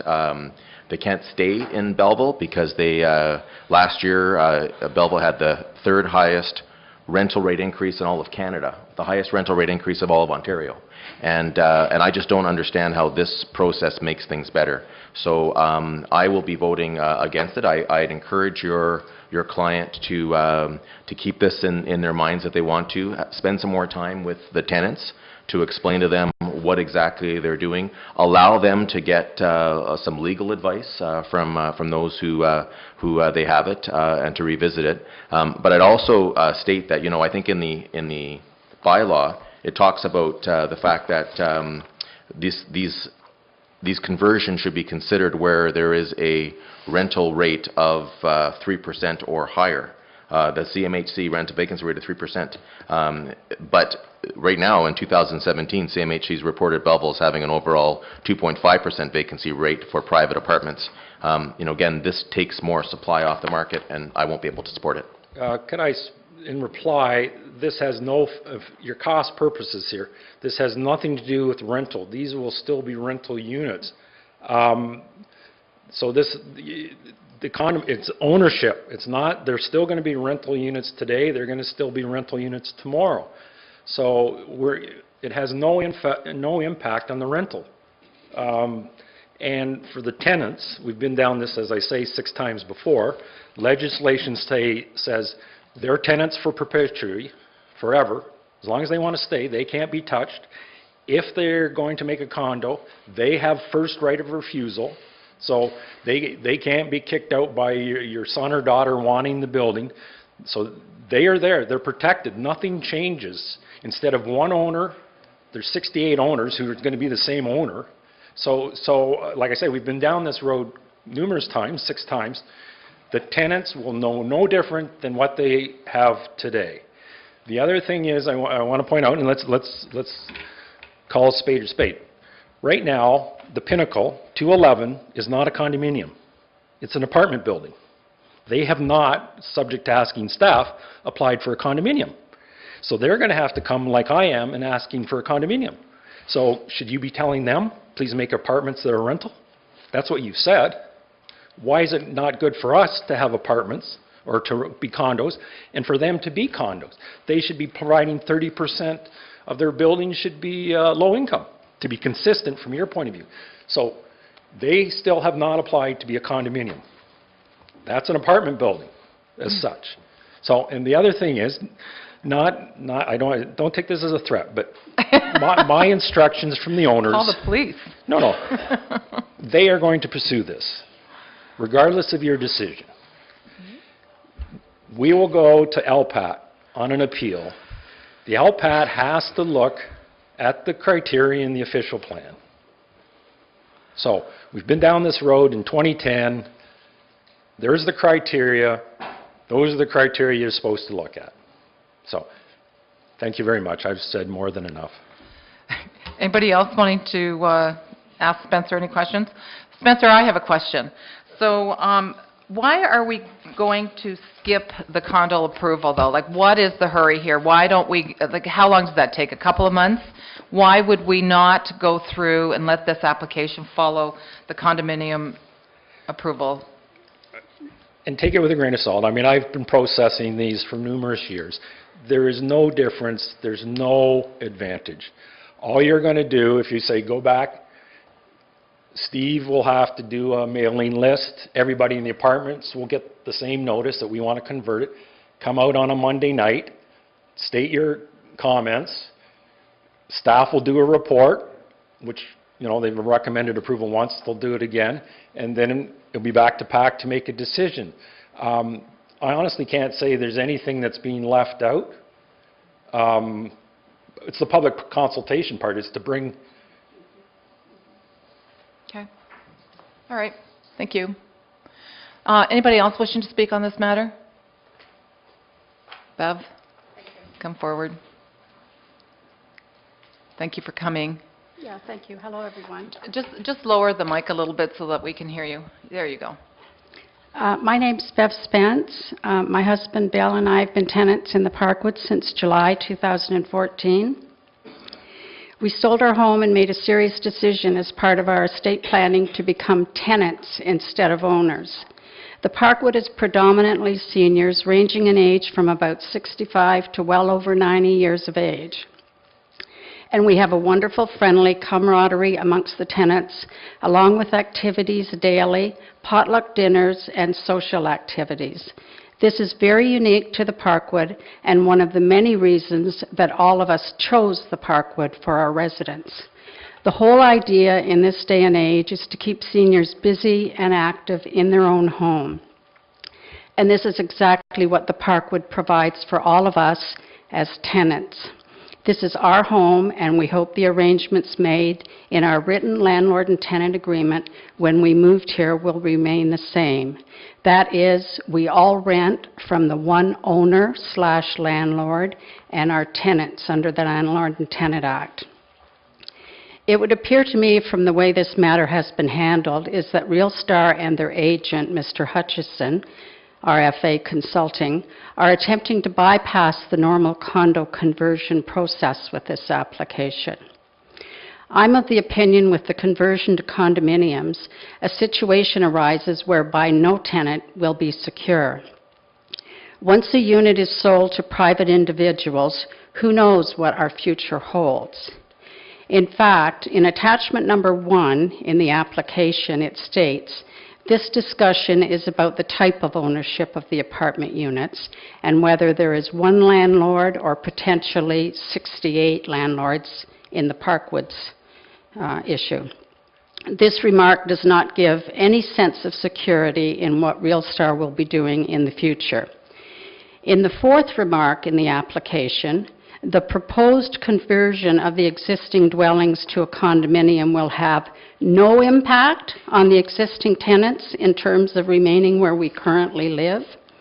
My concern here is they may not even know or have a choice as to who I am renting from. How does that ensure no impact, or for that matter, our security being secure? In the 5th remark, our argument is we don't want to purchase or own a condo, or we would have done that when we sold our homes. This is why we moved to the Parkwood in the first place, to rent from a reliable on-site owner of our choice, not because my unit was sold to someone unknown to me. We would not have moved to an apartment building if we had wanted to own a condo. There were no sign-in sheets, and there were no minutes taken at the hastily called meeting on the 17th of September. We were given 2 business days, seniors, 70s, 80s, and 90 years of age, which gave us very little opportunity to consult with family, friends, or even seek legal advice. Any minutes or answers to questions that have been included in your package with Mr. Pinchin's report were generated a couple of days after the meeting from Mr. Mance and Rose's memory. Rose is from RealStar. Jonathan Mass is asset manager for RealStar. Spencer Hutchison did not even have the courtesy to attend, nor was there any representation from the consulting firm. Mr. Mass was unable to answer with any accuracy most of the questions, except to assure all of us seniors not to worry. We would have a place to live, plus we would have about approximately $25 to $35 refund check. That would be the money that they would be saving on their taxes. I had a copy of the application filed with the city on August 28th. And I asked Mr. Mask, was he aware of that? He couldn't answer any of my questions directly. I have a little bit of background on this kind of process, so I think he was kind of shocked that I had this application. Anyway, RealStar Corporation seems to be a very large money-making enterprise and is in the business of attaining maximum profit by any means necessary. I was under the impression when I rented from Real Star that they were in the real estate rental business, not in the business of selling condos. As all of you are aware, there is a lack of rental units in the city of Belleville, as mentioned by many people on local TV, radio, and in the local newspapers, current councillors and candidates that were running in the recent election. And many of you have said affordable rental accommodation is a problem and needs to be addressed. The Parkwood is affordable rental accommodation for us. Please leave it that way. Don't allow these large corporations to disrupt our way of living for the sake of their bottom line. We pay big rent at the Parkwood. I'm sure Real Star's making a pretty good profit just the way things are presently. As the old saying goes, why change a good thing for the sake of corporate greed? This condo conversion approach may be successful in larger communities, but Belleville is a much smaller community with much different demographics than in a larger city.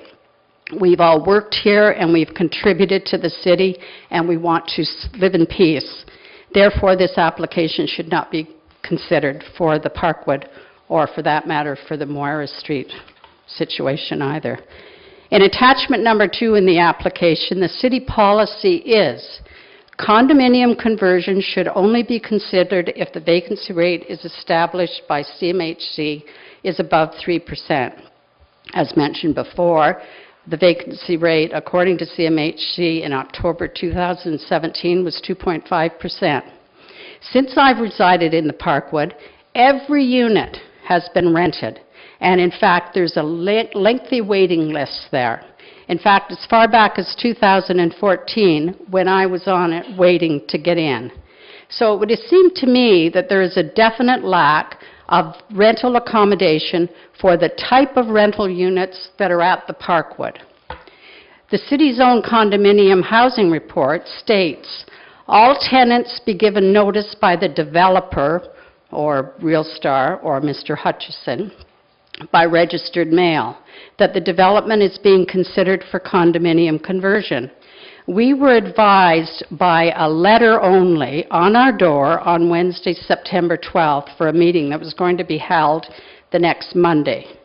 2 business days. Their letter states, this change is being done strictly for administrative, legal, and financial reasons. To save on property taxes by Real Star? That's the reason given by Mr. Mass at the meeting. Is this fair to other taxpayers who cannot negotiate their property taxes? It would seem to me that city taxpayers are now subsidizing large corporations in order for them to save money. I beg all of you here tonight voting, think of what's best for the people of this city, and do not just rubber stamp an application for my rental home and many others to be turned into a condominium. Shame on all of you if you vote this condo conversion. It also states, the existing tenants shall have the opportunity to rent their present unit for at least 1 additional year beyond the expiry of their present lease, with the tenants being required to make their choice to renew no later than 6 months after notice of the approval to convert has been received. Is it any wonder that we're worried and concerned about our future rental accommodation? And from whom will we be renting? We were told by Real Star reps not to worry. We would not be put out on the streets. Some consolation for a bunch of senior people. That comment's really not much consolation and not at all reassuring to us. And as far as any rebate goes, as stated by Mr. Mass at the meeting, what's $25 or $35 a month for the rent that we pay at that place? There's absolutely no reason for the normal condo conversion process to be circumvented, or for that matter, even considered. Based on Belleville's own official plan, 2002, page 43, paragraph 1, states, conversion of existing rental dwellings to condominium is supported by this plan, provided that prior to granting the approval, council considers the following. The appropriateness of the building for such conversion. For all of the reasons I just stated above, This is not appropriate. Site amenities and services. The units are not individually metered for water or heat. The balcony is not wheelchair walker accessible.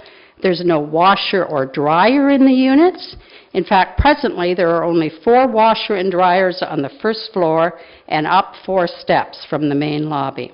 Not even enough for the 90 residents that presently reside at the Parkwood. These issues would not be appropriate for anyone wishing to buy a condo. Therefore, amenities are not appropriate. Existing vacancy rates, well, we've already talked about that. Timing of the conversion, why? Just so RealStar can save property taxes? You folks were elected by the taxpayers of the City of Belleville to represent our best interest, not RealStar. Arrangements made for addressing the needs of or the impact upon existing residents of the building. I believe the needs and the impact have been clearly set out above in my deputation. And what about the parking? We presently have very limited parking in the parking lot, and it's a very congested small area. Garbage removal, moving vans, delivery trucks, snow removal, places to put the snow is a serious safety issue if any of you are familiar with the building. Visitor parking, even parking available for the very real possibility of more residents if converted. There is none.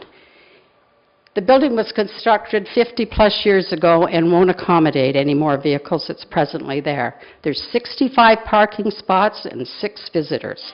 That's all the room there is for cars. If converted to a condo unit, there are probably going to be more vehicles and nowhere for them to park. You are our elected officials. Please do the right thing and vote unanimously to deny this application, just as was done on January 15, 2008 and August 14, 2007, when RealStar attempted to convert the Parkwood at that time. Thank you very much, everyone, for allowing me to address you. Thank you.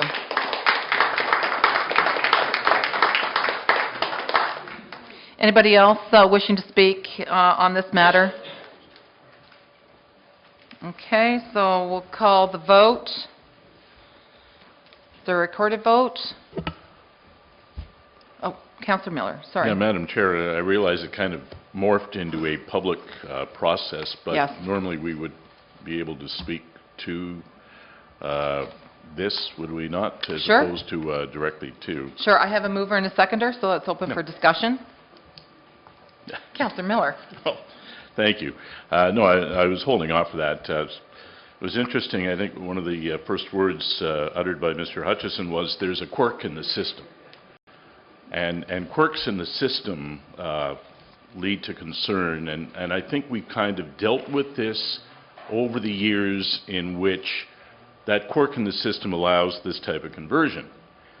But now what's happening is it's snowballing, and now we're getting smaller and smaller apartment buildings that are being asked for consideration. As has been touched here, is that, as Councillor Carr pointed out, there's a mandated reduction in the tax rate for multi-residential that the city is gradually working its way down to.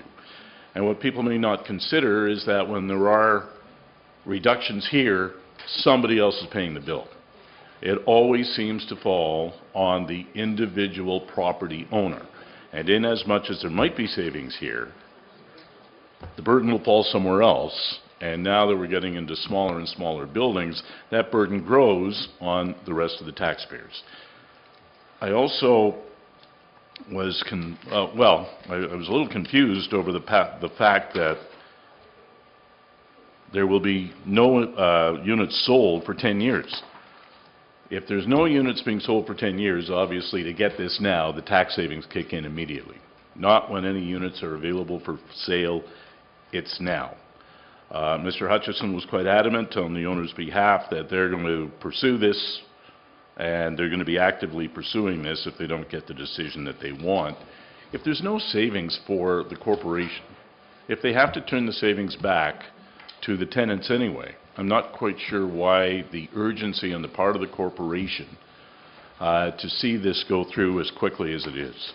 I won't be supporting the request or the resolution, and I do point out that it's not that we are denying the application per se. What we are being asked for is to approve the request for exemptions from condominium review, not to deny the application outright. But in the meantime, exemption from the review means there's a process that allows for time.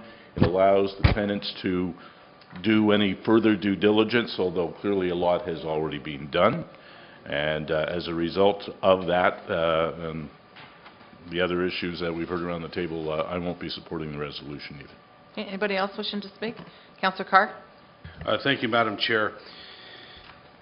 And I agree with the statements from Councillor Miller. And I recognize the fact that the condominium review process may be cumbersome for the applicant and may be a delay, if you will.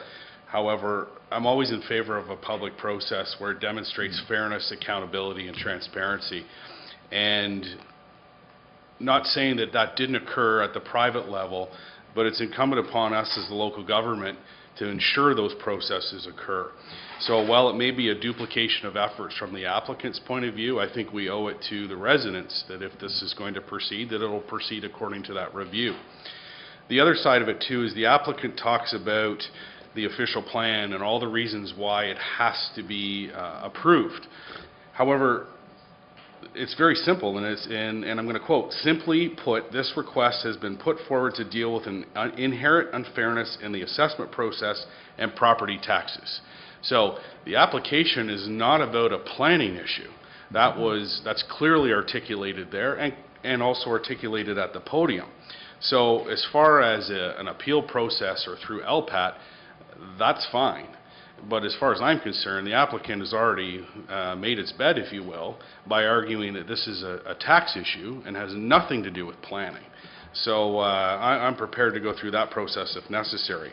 My concern here is that the residents need an opportunity to have a full review. There needs to be a full discussion. But at the end of the day, I think the city and RealStar share the same concern, and is that MPAC and that process is broken, and it's broken on many fronts, and we're aware of that. However, I don't think this is the place in which to try to rectify that policy at this level. Thank you. Okay. Anybody else? No? Okay, so we'll call the vote. Yes, Director Beauvais wants to comment before we call the vote. Just to clarify a few things. There's been a lot of talk about, the full condo process. The condominium process is really there for the construction of a new building. So that process is much like the subdivision process, where you're looking at, what type of units are proposed to be built, what landscape provisions are supplied, what buffering is going to be provided to buffer the development from the neighbor next door, that type of thing. The exemption request and that process was put in place to deal with buildings that already exist. Because you're not gaining anything by going through it, notwithstanding the comments that Councillor Carr made about having a public process and whatnot. So I just wanted to clarify, that's really why you see these exemption requests coming for buildings that exist, because it's a little cleaner process, and you're dealing with different issues than a brand new condominium, perhaps.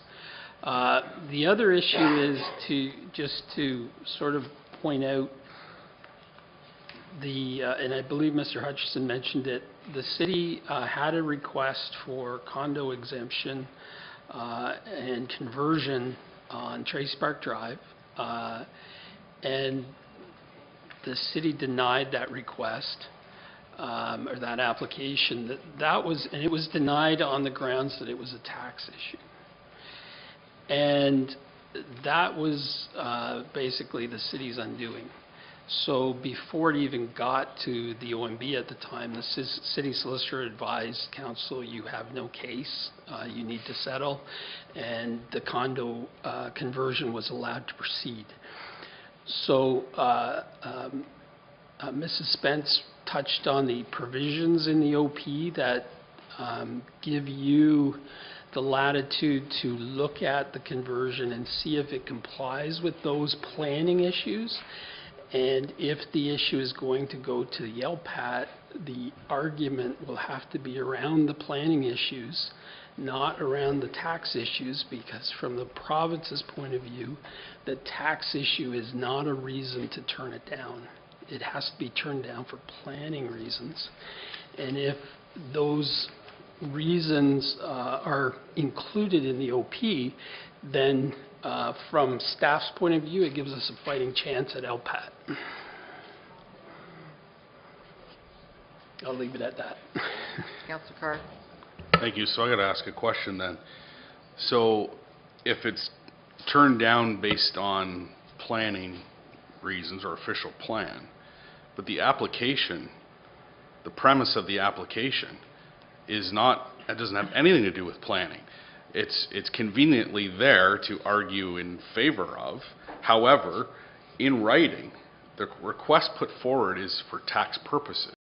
So I have a hard time wrapping my head around the fact that if this application was put forward not as a planning issue, but using, or I'm going to even say it, circumventing the planning process in order to deal with the tax issue, and that's clearly what I'm drawing as a conclusion here. Please tell me how it goes from the applicant's intent in writing, black and white, and also at the podium, says this is for tax purposes and tax purposes only, and only touches on the official plan because it's convenient, and those are the grounds the LPAT looks at.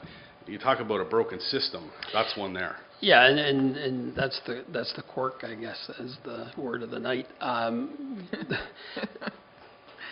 They can have any reason at all to convert it.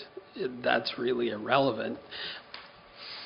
The onus is on the city to say the request has been made, and we look at that request in the context of the policies in the OP, and we either agree that it satisfies those policies or it doesn't.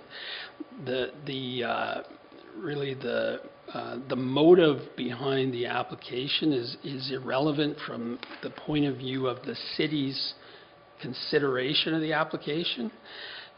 And so I think that's where the province and our past lessons were, don't focus on the motive behind the application, focus on the issue the issues that Mrs. Spence raised and whether it complies to the planning policies in the OP.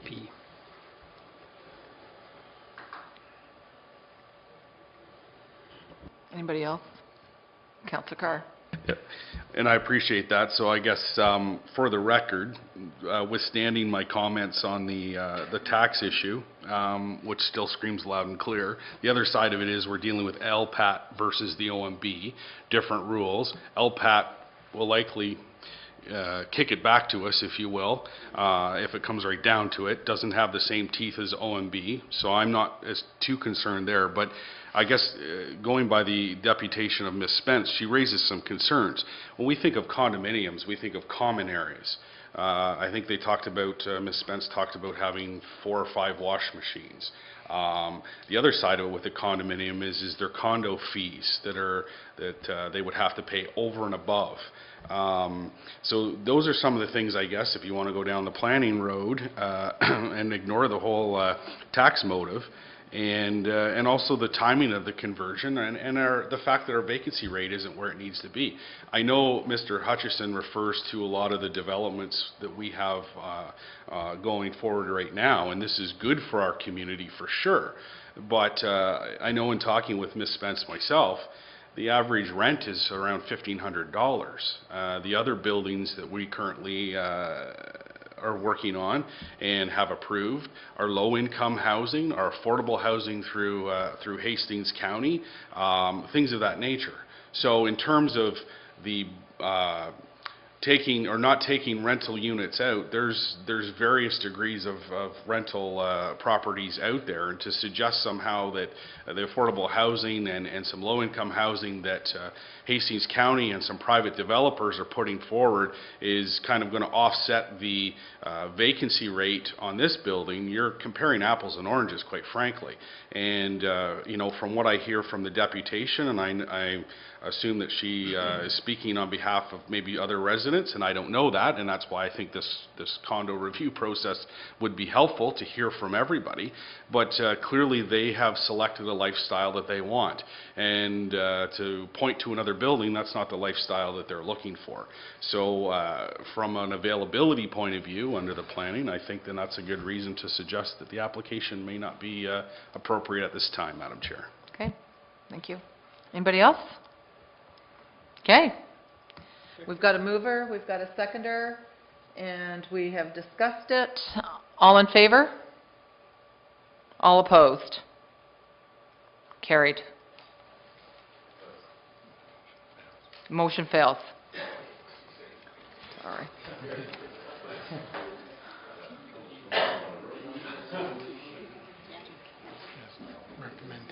Okay. So we need a resolution now to go to council recommending the denial.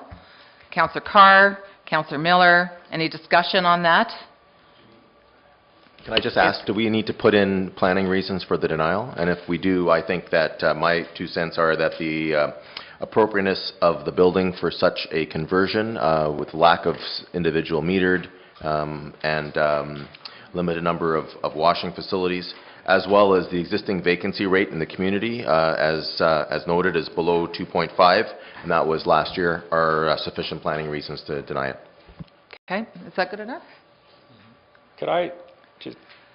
Only, Spencer, with the consent of the chair, because we've now voted. No, I just deny everything, please. Pardon?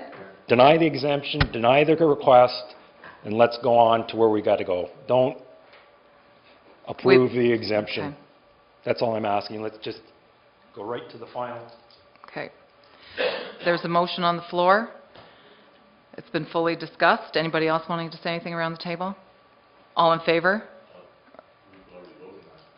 Well, this is to send it. Yeah, this is to send it to council, denying the application with the planning. Okay. Could All right. just get the clerk to read back the vote. Okay. So, PAC's recommending council denial of the application. Rationale is the lack of individual metering, lack of amenities, and lack of parking is what I wrote down. And the vacancy rate. Vacancy rate. Yeah, that was the big one. Okay, now we'll vote? All in favor of that resolution? Carried. Okay. Information matters. 8.1 Official Plan and Zoning Bylaw Amendment Monitoring Report. It's a big one. Did we ever clear anything? Motion to receive the information matters. Councillor Carr, Mr. Baltutis. Any discussion? All in favor? Carried. General business and inquiries. I just got one Mr. question. Baltutis? A couple of weeks ago, I was reading in the Toronto Star, and they talked about zoning, live-work zoning. That some parts of Toronto where if you're starting a small business, let's say a tailor or a barber shop, and you're just starting off, that they're allowing that business person to live in the back of their shop for a period of 2, 3, 4 years or whatever it takes until they get their feet on the ground, then they can go move into some other place of residence. Have we ever had that happen or come across?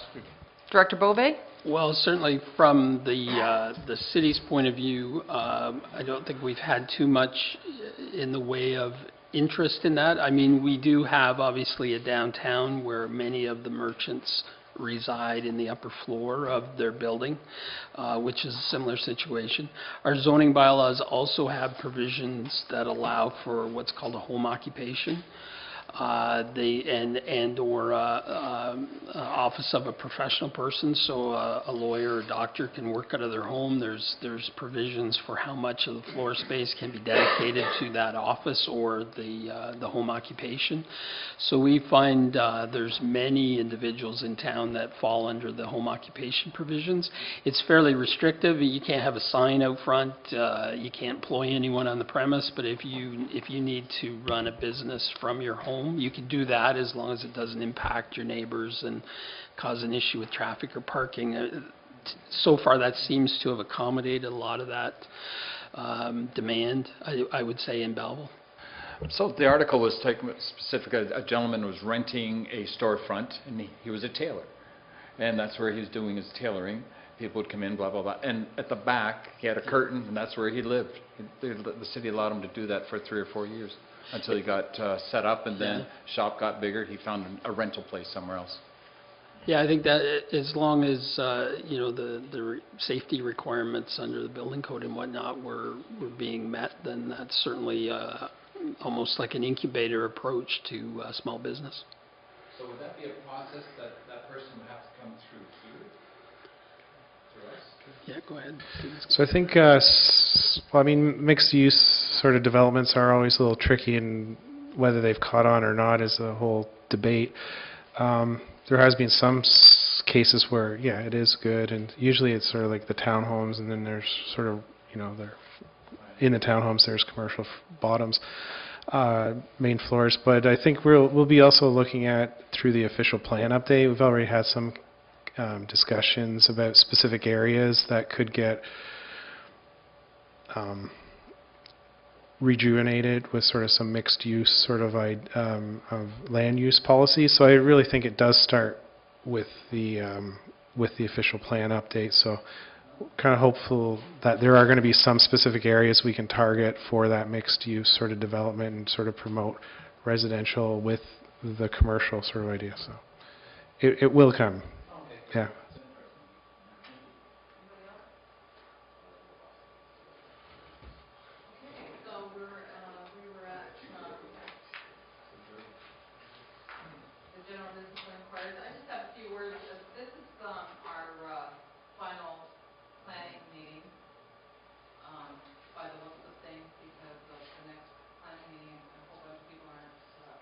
Aren't able to attend. So I did a little bit of reflection over the weekend, and as chair and as previously vice chair of planning for the past 15 years comes to an end, I want to thank my committee members, past and present, for all their input into significant planning decisions that we have made around this horseshoe. And more recently, the marijuana production facilities, just as an example. This has been one of my favorite committees to chair, as it is the grassroots of the building blocks for this city. This committee has made tremendous difference. I have also sat on a couple of the subcommittees of this committee, the Brownsfields and the quarterly meetings with the developers and the builders, to enable frank, open discussion, to ensure that permits and building code practices are being adhered to. I've also sat on the notorious sign bylaw committee way, way back. I was never so happy that that was finally resolved. I feel that great strides have been accomplished over the years regarding these issues. Improved building sites because of brownfields monies and improved communications between city staff and builders. I am hopeful these discussions will continue on in the future. I am particularly proud of the reasonableness of discussions that have been held right here and now in this chambers between applicants and the citizens who are imminently affected by the particular outcomes of their applications. We have been able to pair the two together right here and now in conversation, and for the most part it results in an amicable outcome. I want to thank our dedicated staff for all their meaningful and informative reports that make our decisions a lot easier. I particularly want to thank Matt McDonald here for keeping us, or more particularly me, on the straight and narrow procedurally. I will miss everyone, and thank you so much for 15 great years around this table.